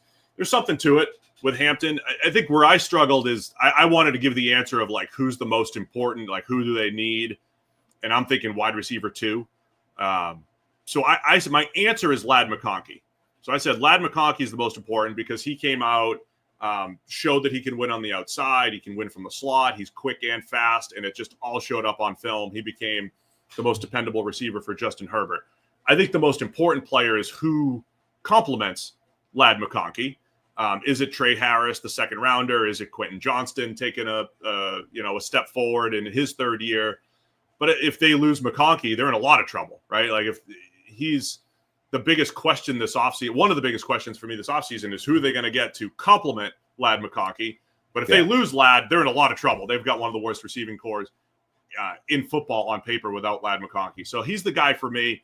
Offensive line, sometimes it's tough to just pick one guy, but Rashawn Slater, I would probably take over Joe Alt. I mean, we're talking probably a top 3 or 4 pass protecting tackle in the NFL. If you lose that, that changes the dynamic offensively. So I love Slater and Khalil Mack on later in his career. I think he's still very good, but not like that level of impact that he's the most essential non-QB at this point. And it's tough to find, I think, anybody on the defensive side of the ball that would be competing with either Ladd McConkey or, say, Rashawn Slater for me. Yeah, no, I agree. I think Quentin Johnson and Trey Harris, or one of those two guys, is a very important player for this offense, but it's only as long as Ladd McConkey is still there and, the same player that he was a year ago. Ladd McConkey is more important than either of those two guys because he's the one that's shown he can be a good player already. So I think any of those receivers are really important players. I think Omarion Hampton as well at running back. These are all vitally important to this offense, what it's capable of being with Justin Herbert at the helm. All right, man, we're going NFC West now, starting with the Arizona Cardinals. Who are you going with the most essential non-QB for the Cardinals? I went with Trey McBride. I think he's become, an elite level tight end. He's already shown the offense can kind of function through him the same way it did in college. The only thing missing has been the touchdowns. And I don't think that's there's no flaw in Trey McBride's game that means he can't get in the end zone. It's just a weird sequence of stats that didn't break his way. But like Trey McBride is one of the best players in the NFL at his position. And as long as the receiving core stays a little bit less potent than it was supposed to be, Trey McBride's their most important player. Tight end position's going through a bit of a transition, right? I mean, for years, it was pretty clear you had Gronk, you had Kelsey, I think Mark Andrews was up there for a while, Darren Waller, who's back now. But when he was at his best, I mean, there was always 4 or 5 difference makers at tight end that like they produced at the same level as receivers, and they were unbelievable. Kelsey's getting older. George Kittle was up there too, and we ranked Kittle as the best at his position. But there's a bit of a transition now with Brock Bowers coming in, Trey McBride breaking out last year, so he's becoming one of those difference makers at tight end. In that, because I still think they're, how we always talk about QB 6 through 20 sometimes are interchangeable if you're just putting the rankings together. I think that's the tight end position in the NFL right now. There's a big chunk of tight ends that are interchangeable. McBride's not one of them. If he continues what he did last year, he is a difference maker. I'm going Marvin Harrison Jr., though. I'm going to continue this push with my priors. He was underwhelming, disappointing relative to our expectations, but still very good. If he was a second-round pick, we'd say, wow, look at them. What a find from Arizona. But he wasn't. He was the 4th overall pick, and they needed him to be better. So he's still really important, though, right? McBride and Marvin Harrison Jr., if you have both of those guys, your guy and my guy, if they're both cooking, Arizona's cooking, especially with the improvements they have defensively. If we could see a little bit more, the ability to win at every level, the ability to get on the same page with Kyler Murray, is he jacked up in David Boston? Now, I can't wait to see Marvin Harrison Jr. again. He's been very fascinating to follow the last couple of years because it's just a unique story, right? No workouts and just weird stuff happening. But I still think he's very important and potentially very good. So I'm not ready to write off Marvin Harrison Jr. just yet. The whole physical transformation thing is going to be fascinating because he was such a strange rookie receiver where, right at the start, there was that game where his top miles per hour figure was like offensive lineman levels of speed. And people were like, what the hell? Like, where is this guy? Because remember, he didn't work out, but that was because he literally went and asked NFL teams. And they were like, nah, we don't need a 40 time. We're good. Like, we've seen everything we need to see. The tracking data is there. We don't need you to go and run a 4.4, whatever. But nobody was concerned by it, right? And then he shows up and his first couple of games, it's like, where is the speed? Okay, sure, compared with Malik Neighbors, you're going to look sluggish and not explosive, but you look sluggish and not explosive compared with anybody. So that was the kind of thing. And okay, that went away a bit as the season went on. But now you've got a guy who at least there's some kind of question mark about his speed, explosiveness, dynamism. And he's just packed on a visible chunk of muscle, right? Which, that can slow you down, right? I don't know how many extra pounds he's carrying now versus a year ago, but what is that balance between you've added muscle that is, conducive to explosive movements and, being more powerful, but also weight you have to carry around when you were already not the fastest guy in the world. I just think it's going to be really interesting watching him this year because of all that. Maybe they're running a lot of 12 personnel with Harrison and McBride as the tight ends. That could be the answer. All right, let's go Los Angeles Rams here, most essential non-QB. Who'd I end up going with? Oh, yeah, Puka Nacua. Top-level receiver becomes more important without Cooper Kupp there. I know they bring in Devontae Adams, but, Puka Nacua is still the thing that offense is going to drive and work through Puka Nacua now with Matthew Stafford. Yeah, I debated Puka Nacua and then Jared Verse, who I went with. And as you're thinking about this, we keep going back to who's around them. So yeah, I said, well, at least they have Devontae Adams to complement Puka now. And you could say, well, they have Byron Young on the other side of Jared Verse, and he's got a ton of sacks. He may have even had more sacks. There was a point last year, I remember looking at the graphics, the sack leaders for the Rams were the inverse of how I would rank them as pass rushers, right? It was Byron Young and then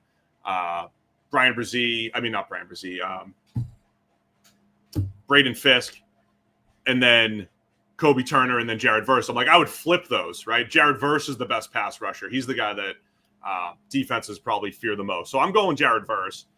But both players, again, going back to what the Rams have done with players in their second and third year, a fifth rounder and a first rounder, but changing the dynamic on both sides of the ball with these draft picks over the last couple of years. So Verse has a chance to be that next consistent top 5 edge rusher. Puka Nacua has a chance to be a top 5 wide receiver, even though executives didn't put him in the top 10, apparently, per Jeremy Fowler from ESPN. Yeah.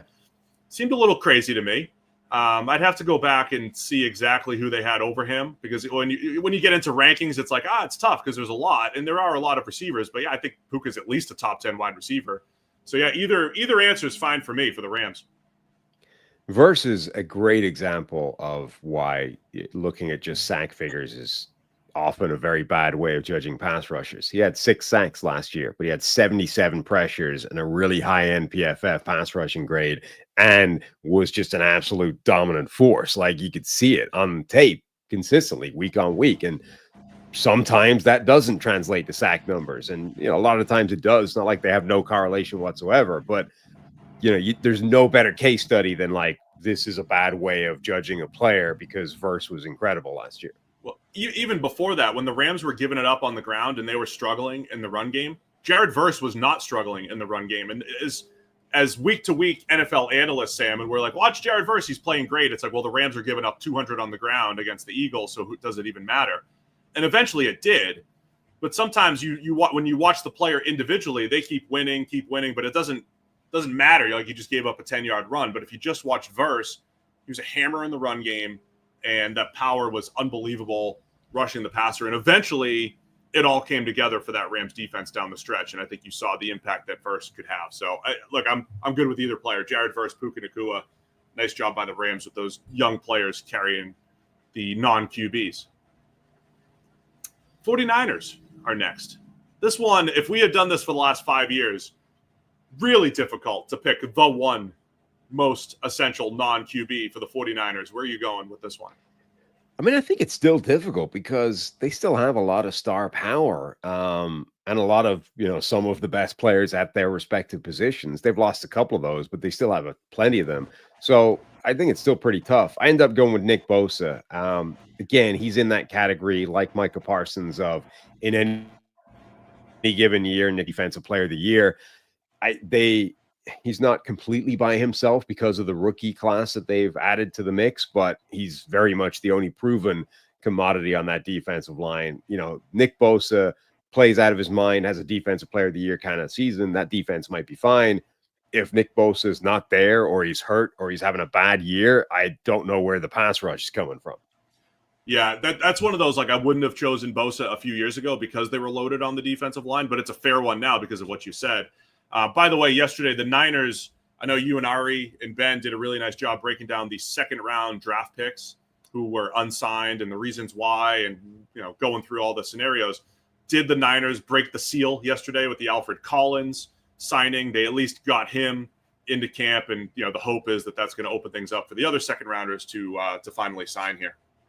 There's a lot of pressure on some of these teams now because quite a few teams are relying on a second round pick to like start day one. The 49ers are one of them with a guy like Collins. There are several teams out there that would have been penciling in second round players for like significant roles. So obviously you want that guy in training camp ASAP, as fast as humanly possible. And actually with second rounders, it might be even more important than first rounders who if he misses a few days of camp, okay, but we think he's talented enough that it shouldn't make a difference. Like a second rounder, you might like the player, but you've at least sort of acknowledged, he's not amongst the top 15 players in this draft. He's slid in the second round, but we still think he's good enough.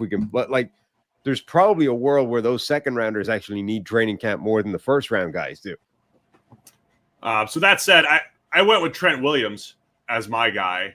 I know Jalen Moore did a nice job filling in for Trent Williams when he was injured last year, but the Niners still only won 6 games last year when Trent Williams, in a year where Trent Williams was hurt. We played this game for years, right? Where when Brock Purdy took over and the Whitwood out splits with Deebo Samuel, with Trent Williams, and it's all noisy. They're fun stories to create. It's all very noisy and volatile because you're usually talking about tiny game samples. But I still think when you take Trent Williams out of this offensive line, they're not nearly as good. They've definitely proven to be good enough over the last couple of years to create good offense. But Trent Williams is a game changer, great in pass protection, an absolute run game weapon still at this point in his career. So I'm going Trent Williams. Plus Jalen Moore's not there anymore. So you don't know what the backup situation is going to look like if they could at least be pretty good without Trent Williams. So I go Trent Williams here. Nick Bosa makes a lot of sense to me too, just because of the scarcity of good pass rushers on that defensive line. Let's wrap up the West with the Seattle Seahawks here. I think Charles Cross is now their most important non-quarterback. The offensive line has been a problem. They're making steps to improve it. All of those get immediately undermined, and then some if you remove the best player from that offensive line, which is Cross. They nailed that pick when they took him at the top of the draft. He's become a really, really good left tackle. And even with him there, that offensive line still has some question marks. You take him away, I think they're absolutely screwed. Yeah, I think that's a fair one. I mean, he had a really nice year last year, and you're sitting there like, man, the right side's awful. So it's another one of those like, well, he was there last year, and we're still dealing with it. Geno Smith was still under pressure in key situations. They still couldn't run the ball. But yeah, if you lose Charles Cross, you're in trouble. I thought you were going to go Gray Zabel here, right? After the need pick, and like if he does fill the right guard spot or whatever, I mean, if he is good right away, then that is important. I went Jackson Smith and Jigba. Because he did break out last year, but DK Metcalf was there. I think there's more pressure on JSN to be more of the number one. You bring Cooper Kupp in, but yeah, he doesn't look like the same player that he was a few years ago. And Kupp was always he created some explosives, but Cooper Kupp was still more of the possession type receiver, and I think he could fill that role. But then you need explosives from somewhere. And Marquez Valdez-Scantling, could he be this, take the top off the defense guy? Absolutely. But JSN, just more pressure on him as the dependable number one receiver that's needed for Sam Darnold. So I'm going JSN here. I get Charles Cross. I wanted to say someone like Devin Witherspoon on the defensive side of the ball, but I think their defense is deep pretty much at every level. I think they've built some good depth on that defensive side of the ball. So I think it was tougher to pin down just one player on that side of the ball for Seattle. No, I agree. Leonard Williams, I think, was one that I thought about a lot, but definitely tougher to figure out one player on the defensive side. Leonard Williams coming off of his best season pretty much last year, over 10 years into his career, still balling. All right, man, we got the two Souths to finish up, starting with the Houston Texans, AFC South. Who you got for the most essential non-QB? This is one where you filled it in before me, so I copied you. Go ahead. Nico Collins. I I think he's become one of the very best wide receivers in the NFL. Like I thought he was really good, and then the more I started watching his tape, the more I think he's underrated, even at being really good. I think that those NFL executives on Jeremy Fowler's list, I think they had him at like 6, something like that. I think he's better than that. You could make an argument that he's right up there in that Jamar Chase, Justin Jefferson world. He's so important to that offense now, and particularly with that receiving core in flux now. You know, Diggs gone, the 2 Iowa State guys in the building, Tank Dell with his injuries. Like, the only constant now is Nico Collins. Yeah, I also went with Nico Collins. Like I said, I copied you. At least the executives have him at 6, and they're not dealing with the pre-draft bias on Nico. But yeah, he's a difference maker. He's in every level of the field difference maker. Creates after the catch, big-bodied, and then, yeah, that's my kids bouncing the ball upstairs, if you hear that. Knock it off, kids! How's that?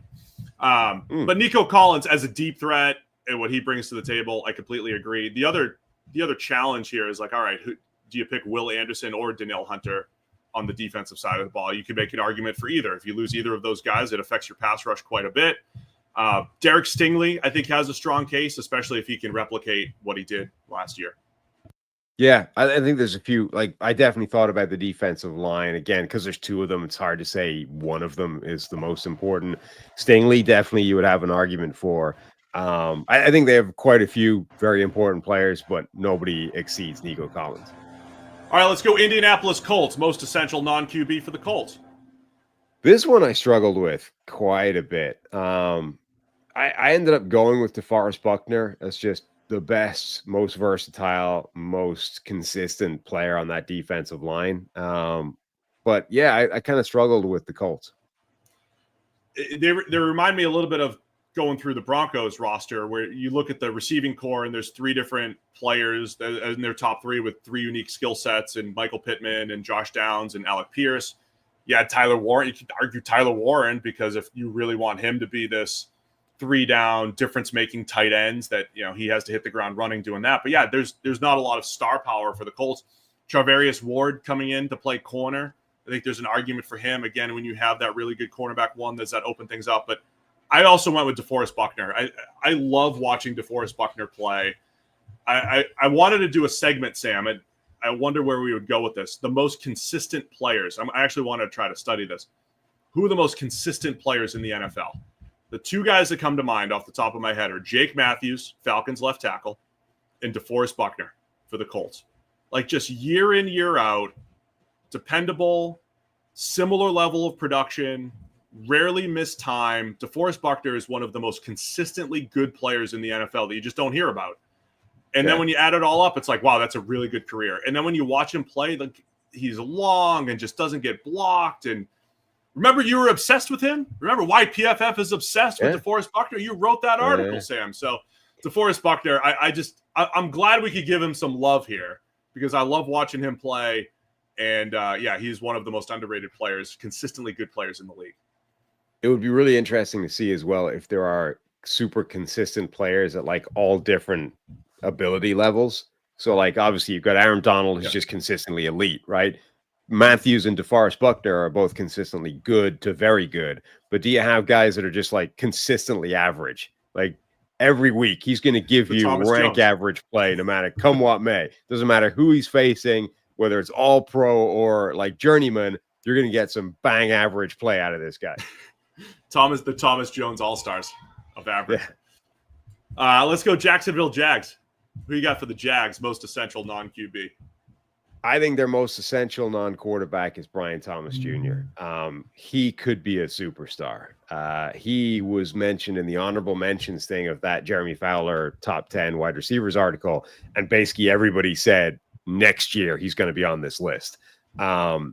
But the difference is, so they put Malik Neighbors on the list in the top 10. They didn't put Brian Thomas Jr. there, but they said he will be next year. That gap is the important part, right? Like, Brian Thomas Jr., I think, is going to be special, but he isn't yet, or he hasn't yet become that guy. That's the important part for Jacksonville. Like, if they can shepherd his development into becoming that absolutely dominant superstar, I mean, they have one of the best wide receivers in the game. Yeah, and so, Trevor Lawrence loses any excuses, right? You want to give Trevor Lawrence no excuses. If he has a superstar at receiver at wide receiver one, I rave all about Tua and Jalen Hurts and look at how their production increased. Well, Trevor Lawrence has that now in Brian Thomas Jr. You should see that production increase with BTJ out there. So I think he makes perfect sense. I still went Travis Hunter though as the guy. I mean, for various reasons. First off, it's Travis Hunter and the unique prospect of our time with the ability to maybe play two positions. Then you add in the fact that they traded up for him.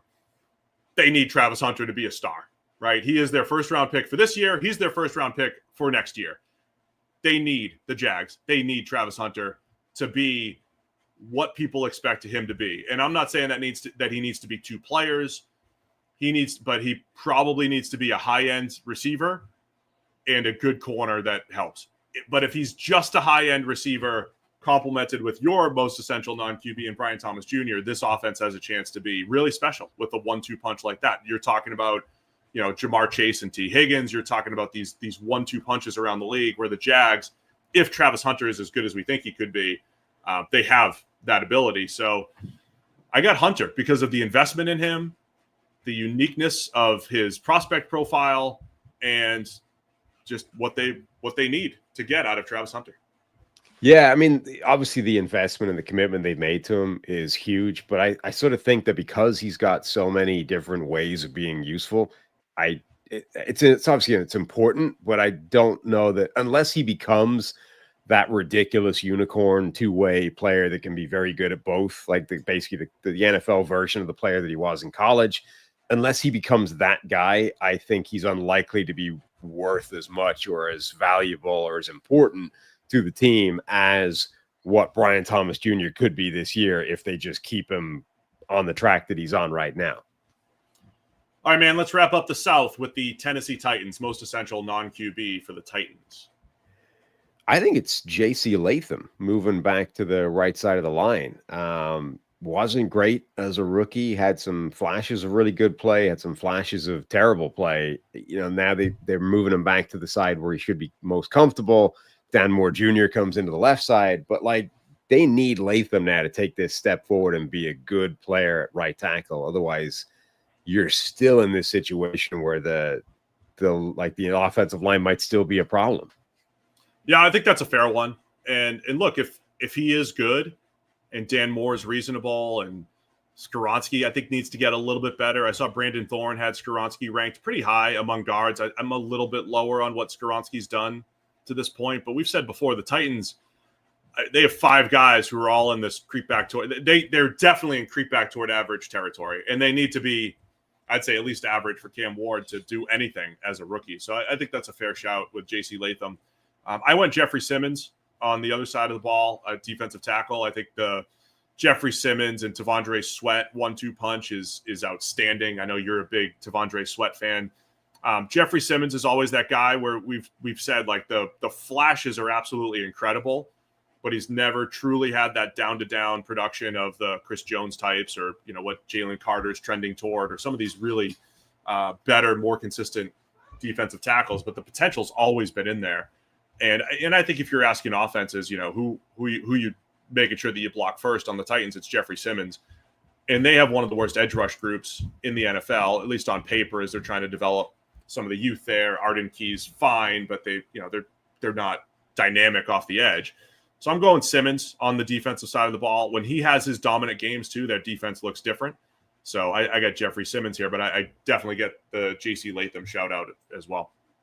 Yeah, Simmons is always super important to them. I'm kind of perennially frustrated by Simmons that he isn't closer to the high end version of his play than he is the low end play. He's so much more inconsistent than some of these other elite talents at defensive tackle.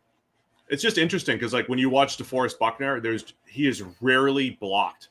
Buckner's just not blocked often, and even if he is, he just finds a way to break free, maybe get in there late or whatever it might be. Simmons just doesn't have that as much, but he absolutely could. And so he's just missing a little percentage of plays where his dominant play could come out a little bit more. Let's wrap it up. Last division, NFC South. starting with the Atlanta Falcons. Who's your most essential non-QB for the Falcons? I think AJ Terrell at corner. It's already not a great looking cornerback group with Terrell in there. And if you lost him, I think it would be a real problem for them. Yeah, they got decent play out of Mike Hughes. Opposite him, I think last year we were saying, hey, cornerback 2's big question mark next to AJ Terrell. They got pretty good play, but that's not a position you really, it's not a 1-2 punch. You're like, oh yeah, well, Falcons have this on lockdown unless AJ Terrell is very good. So I think that makes a lot of sense on the defensive side of the ball, especially if we don't know what their pass rush is going to be. It should be better with all the bodies that they've thrown at it, but we don't know. And if it's not that much better, that's a lot of pressure on Terrell on the outside. I'm going Drake London. I love Drake London. I love talking him up every offseason. I can't wait. I thought, there he is upside down again, landing on his head, the celebration on his head. The uninjured Kirk Cousins would have been a great fit for Drake London, right? Like a middle of the field and intermediate level where Drake London really excels. But I think the Michael Penix skill set really works well with Drake London. And we saw glimpses of it down the stretch last year. And I think our friend Zach started to feed Drake London a little bit more because he can win outside the numbers. He can, Michael Penix Jr. can throw a ball outside the numbers. I called for a breakout last year for London, and I think we might see an even bigger breakout for Drake London this year. So I can't wait to watch that combination full year, presumably, of him and Michael Penix Jr. Every year is Drake London breakout season. Just 2 years in a row, Sam. That's it. 2 years in a row. I never know. Like you always have this smirk, and I never know what you're laughing at. But that's what it was. Carolina Panthers. What are their breakout? We're flying now. We're almost done, Sam. We're flying. Easy. I got to golf today. I'm going golfing later, so I got to get to the course. Carolina Panthers. If you got what clubs are you using at that size? I'm borrowing my brother-in-law's clubs. I have. Fun fact, I've never used clubs that fit me. I've never used it. Maybe one time I had a teammate who was 6'7" and he had his custom-made extended clubs. I think I tried those one time. But I haven't invested in my own clubs because I just don't play enough. So I usually borrow or rent or whatever if I have to. And the clubs that I used to have were just standard, terrible, not extended clubs. So, I'm bad. And I'll probably play poorly. Now you can always blame your clubs. Blame the clubs. Always. Every bad shot you've ever hit is because you've never had custom fitted clubs for giant people. We'll talk more about my golf game later, I think, once the show's over. But let's go Carolina Panthers. Most essential. I think Tetero and McMillan. You could kind of argue McMillan or, Xavier Legette. But basically somebody needs to show up and be a number one wide receiver for Bryce Young based off his development. No, I think that's fair. There's a few rookies that made the list for us this year, and it makes sense, right? I mean, the Panthers had one of the worst rosters. They needed help at receiver. They needed help on the defensive side of the ball. So there's a lot of pressure on either one of their last first-round picks to be the guy for Bryce Young. I went J.C. Horn at corner because they did start to make free agent investments on the defensive side of the ball. Trayvon Merrick, the three players they got on the defensive line, but then they re-signed J.C. Horn, made him the highest paid corner at the time in the NFL. So there it is. There's a lot of pressure on J.C. Horn to be worth the type of contract that they just gave him. Yeah, I mean, look, people are debating whether or not Sauce Gardner deserves the contract that he's been on. At least he's played 3 seasons, right? 2 of which have been elite and 1 of which has been average. J.C. Horn's been in the league for 4 years and has played 2 seasons worth of play. And only 1 of those, I think, has been a good level of play that would be commensurate with, making him one of the better paid corners in the NFL. That's one of those deals where you can't really justify it based off what he has done. It's a deal for what he's going to do. And they hope, now he's going to stay healthy and he'll play at his high level. But that's a real projection of a contract relative to either of the Sauce or Derek Stingley deals. Yeah, and that's my point there. They need him to be as good as they think he can be based off the investment. Let's go Saints here. New Orleans Saints, most essential non-QB, Sam. I struggle with the Saints as well. I definitely thought about, whenever your first port of call for this is always the wide receivers. Chris Olave is pretty important, but they've got contingency at receiver. Like Rashid Shaheed has been a really important player for them, but I wouldn't go Shaheed because you've got Olave. I wouldn't go Olave because you've got Shaheed. So I didn't end up going receiver. I went with Kool-Aid McKinstry. They had a really good corner room a couple of years ago, and they've sort of slowly dismantled it in the last couple of years. And, Lattimore is gone, and, the bits and pieces, this cornerback room has disappeared. And now McKinstry, coming off a pretty good rookie year, needs to be the guy. Otherwise, you've got average at best in the corner group and getting progressively worse. Yeah, I mean, you could argue they're calling a guy cornerback 1 or cornerback 2 sometimes doesn't make sense because teams don't treat them as different roles, right? They don't play matchup basketball, as I always say. But they're essentially asking him, is he the best corner on the team? That's a lot of pressure for Kool-Aid. He's probably a cornerback 2 type, right? Where you would rather have a better player on the other side, and then you have McKinstry, kind of like a T. Higgins to Jamar Chase. It's like, oh yeah, he's good as the number 2 corner, but they're asking him to probably be cornerback 1 for this team. So there's a lot of pressure there, and I think he has a chance to be a good player. I don't think he's maybe as special as some of the other players, like a Quinyon Mitchell from his own draft class. That's why he went in the second. But yeah, there's some pressure on Kool-Aid to be that guy. I did go Chris Olave at receiver because I'm expecting Tyler Shuck to win the job. And as much as I love Rashid Shaheed, we are Rashid Shaheed fans here, Sam. I don't know that he's the high volume, receiver option, high target option. Chris Olave, when healthy, it can be that guy. And I don't think Tyler Shuck has any chance of success unless he at least has somebody to throw to that's a down in, down out, third down conversion type of guy. That would be Olave for this offense. So I'm going Chris Olave. If they're going to find out, right? Like we're talking about a team that's projected, right, to be the number 1 overall, have that number 1 overall pick next year, at least top 3. We always talk about if you're going to take a shot on a quarterback like Shuck in the second round, you don't want to have a bad offensive line and no playmakers for him in year 1 because you have all these excuses. We don't know how good he can be. A healthy Olave at least hopefully gives them a shot to see how good is Tyler Shuck. And if he has a great year, maybe he's outstanding. If he has a good year, then you're talking, okay, in the top, well, they might not be picking in the top of the draft, but you don't have to force a quarterback pick next year. So I think a healthy, good Olave is huge just to see what you have at the quarterback position, whether it's Shuck, maybe Spencer Rattler wins the job, whatever. But at least to see what you have at the quarterback position. Yeah. I mean, same vein, you could throw in Kelvin Banks, their rookie left tackle as well. Yeah. Usually important to the success or otherwise of Tyler Shuck or Spencer Rattler, whoever it's going to be a quarterback.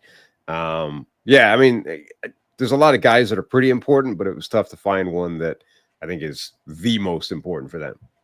The real answer, though, Sam, of course, is Taysom Hill because they average like 40 points a game with and nothing without. So it's really Taysom Hill. Yeah. Let's wrap it up. Team 32 out of 32, Tampa Bay Bucks, most essential non-QB for the Bucks.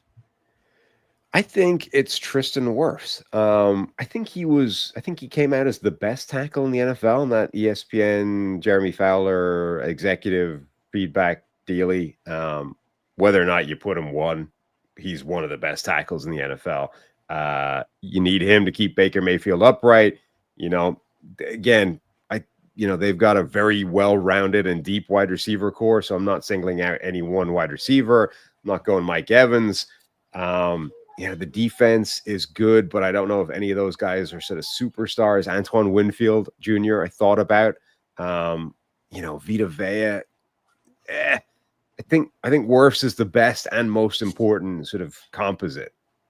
And Wirfs is injured right now. He is dealing with an offseason knee injury and will miss the first few weeks of the season, maybe as many as 4 games, maybe more. So we'll get to see some of that, right? So I get the Wirfs pick. I mean, the other part, too, the fact that he went from right tackle in 2 years and then went to left tackle and didn't miss a beat. I called it risky at the time just because you have what you know, but it didn't matter. Like, that's how good he is. Has had success on both sides of the line in the NFL. So something to keep an eye on early in the season with Wirfs banged up here as well. I did go Mike Evans, even though I was raving about the depth of the receiving core, and I love the Emeka Ibuka pick. Evans is still different than those other receivers. You have Godwin banged up. Ibuka is still a rookie. You've got some designated deep threats. Evans is the guy. Him and Baker Mayfield together, right? They both have this streakiness to them. I think that's what's been missing with Evans with his entire career. He's got this 1,000-yard streak, but you never go back through this era and say he's a top 5 receiver. I don't think in this era. Maybe when you add up the stats, he is.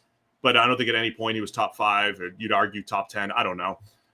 But when he's hot, he is. He reminds me of how I used to describe Stafford and Russ, right? Where there'd be games, 3 or 4 games, where they look like the best. This is a top 3 quarterback, Matthew Stafford. This is a top 3 quarterback, Russell Wilson. But the body of work for the season wasn't there.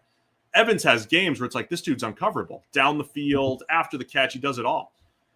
So that's why I think he's the most essential, because I think him and Baker have this chance. They can take over games with some of their streakiness, the way they work together, the chemistry. They could take over games, and they did that at points last year. So I'm going with Evans, even though I love the depth of the receiving core, and I think they've got the best weapons they've had maybe ever in Tampa Bay with what the potential is there if Godwin's healthy. But I love what Evans and Baker can do together when they're just on the same page, and they can take over games. Yeah, it's a great combination. All right, man, that was fun. All 32 teams, most essential non-QB. We did it in under 2 hours. You said it couldn't be done. We did. And I'm going to go golfing for the first time in 3 years today. Impressive. We got Aaron in the chat there campaigning. If anyone still wants to join the Check the Mic Fantasy Leagues this year, we still have a few spots left. You can find the link to those in the Discord. You can find the link to the Discord in the description of this show. We are at 49.3 thousand subscribers. So hit the subscribe button. Let's get us to 50,000 for the new studio. Yes, studio in a couple weeks. The plan is in a couple weeks. So last week of July, we're talking about really kicking things off as far as our full season previews, going team by team. In my head, we're kind of getting those out of the way. We'll get the season previews out there kind of early, really dive into each team. But that frees us up, Sam, for August. As preseason starts, we get to react to all the preseason action. I'm excited. We didn't have the channel last year during the beginning of the preseason to go live after preseason games. So like when Cam Ward makes his debut, when Shedeur makes his debut, I can't wait to press record after Shedeur goes 2 for 4 for 7 yards, 3 screens, and we just break it all down. Instant reaction. Shedeur Sanders, 7-yard, 4 attempt outing. We're going to do it. We're going to go instant reaction on preseason all throughout August. It's going to be great. So you got to be subscribed to make sure that you know when we're going live, because you never know when it could happen. Breaking down the 7 snaps from his debut. That's going to be awesome. I cannot wait. Did he? C.J. Stroud's first throw was a pick. Was it a pick 6? It was just a pick in the preseason. C.J. Stroud's a bust because his first pass was intercepted in the preseason. It's going to be great. We're going to react over the top because that's what we do. No, we're not. We're going to be the level-headed analysis while everyone else is over the top. That's what we bring. Here's why the 7 snaps don't mean anything. 7 snaps basically never mean anything. Next. Here's your instant reaction. We need thousands of people flocking so we can tell you, don't worry about it. Don't care. Don't care about this stuff. So are you now going to be a golf person? No chance. Well, because Kelly was like, so how long are you going to be out there? I think she thought it was like mini golf. Like you go for an hour and come back. I was like, I don't know, 4 to 5. I don't know if we're playing 18. Yeah. Like 4 to 5 hours. She goes, oh, I'm reconsidering this choice. Because she's going to be like watching the kids at the pool over here. So yeah, my parents, like there's a private course right outside the backyard. So like I'm pointing to my left here. Right in my backyard, I'm about an 80-yard approach shot from the middle of my backyard to the 18th green of this course. And so my buddy invited me. I'm just going to walk right over and play. I think I could just go hit the range right now because I'm playing today. So I can just go over there whenever I want. It's a private course. Nice. Yeah, my daughter is going into middle school this year, and she's decided she wants to play golf. So she's learning this summer. I think it's going to drag me back into the hell that is golf as a sport. You never told me about this. What's your golf history? I didn't know you had this disdain for the sport. I played it for a while when I was a kid. My dad, which is smart advice, he was like, you should learn how to play golf now when you're like, 13, 14. because it doesn't matter if you play later in life, but what you don't want to happen is for you to decide at 40 something, I'm going to take up golf and not know how to do it, because then your swing looks like Charles Barkley's, right? Nobody wants that. Yeah. So he's like, so learn how to swing now when you're like a malleable child, and you can get the technique, and then you can decide dump it or play, whatever. So I did that, and I played golf for a bit. And my problem with golf is I was either very good or very bad on consecutive shots, and there was never any rhyme or reason between the two, right? So it just frustrated the ever-living crap out of me to the point where I'm like, I'm out. I'm done. I'm not playing this game anymore. So I took Scout to just a par 3 course here for the other day. First time she'd been on a course, and the first time I'd swung a golf club in like 20 years.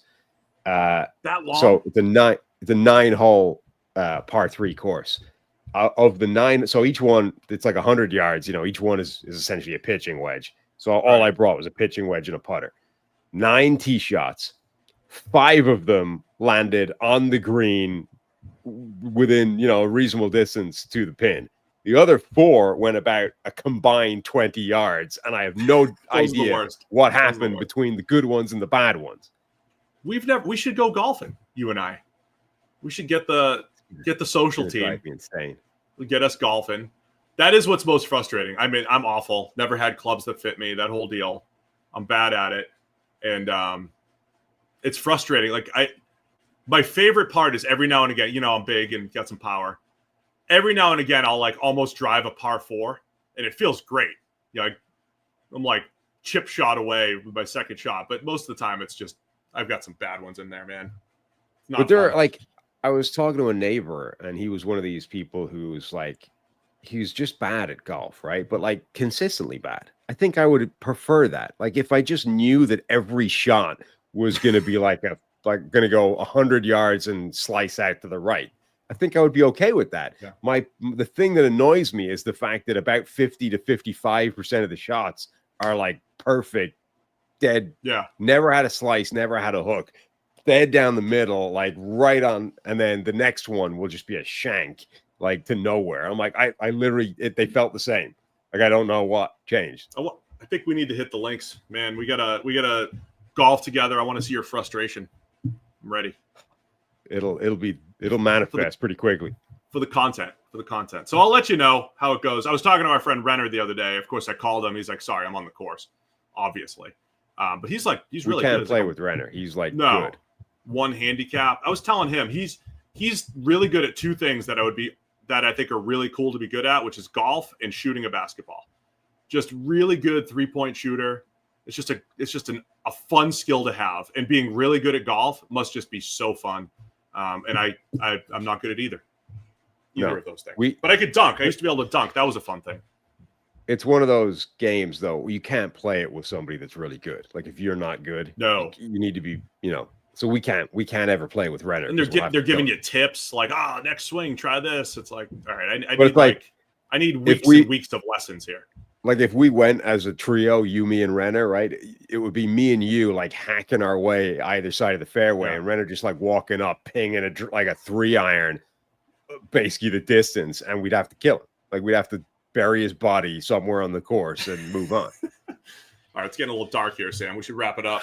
I did talk to Renner. I would love to know from our Discord and people in the chat, how interested are you in draft content even earlier this year? If we're keeping up with draft prospects throughout the year, I think we're going to do it, but I'm just curious how interested everybody is if we kept up with the college football season, draft prospects a little bit more starting in August all the way through the season, and just kick things off earlier, because we have talked to Renner. He's willing to join the show. He's in Cincinnati now. We could get him in studio, so we've got some fun draft discussions that we can get into even earlier this year instead of waiting until January. Right, particularly if it featured young Michael Renner. Especially if it did, yeah. How interested are you in Renner? All right, man, that was fun. We'll be back Monday. We got training camp battles. It's right around the corner. Full training camp opening very, very soon. Thanks to everybody for tuning in. We'll see you again on Monday, 9 a.m. Check the mic.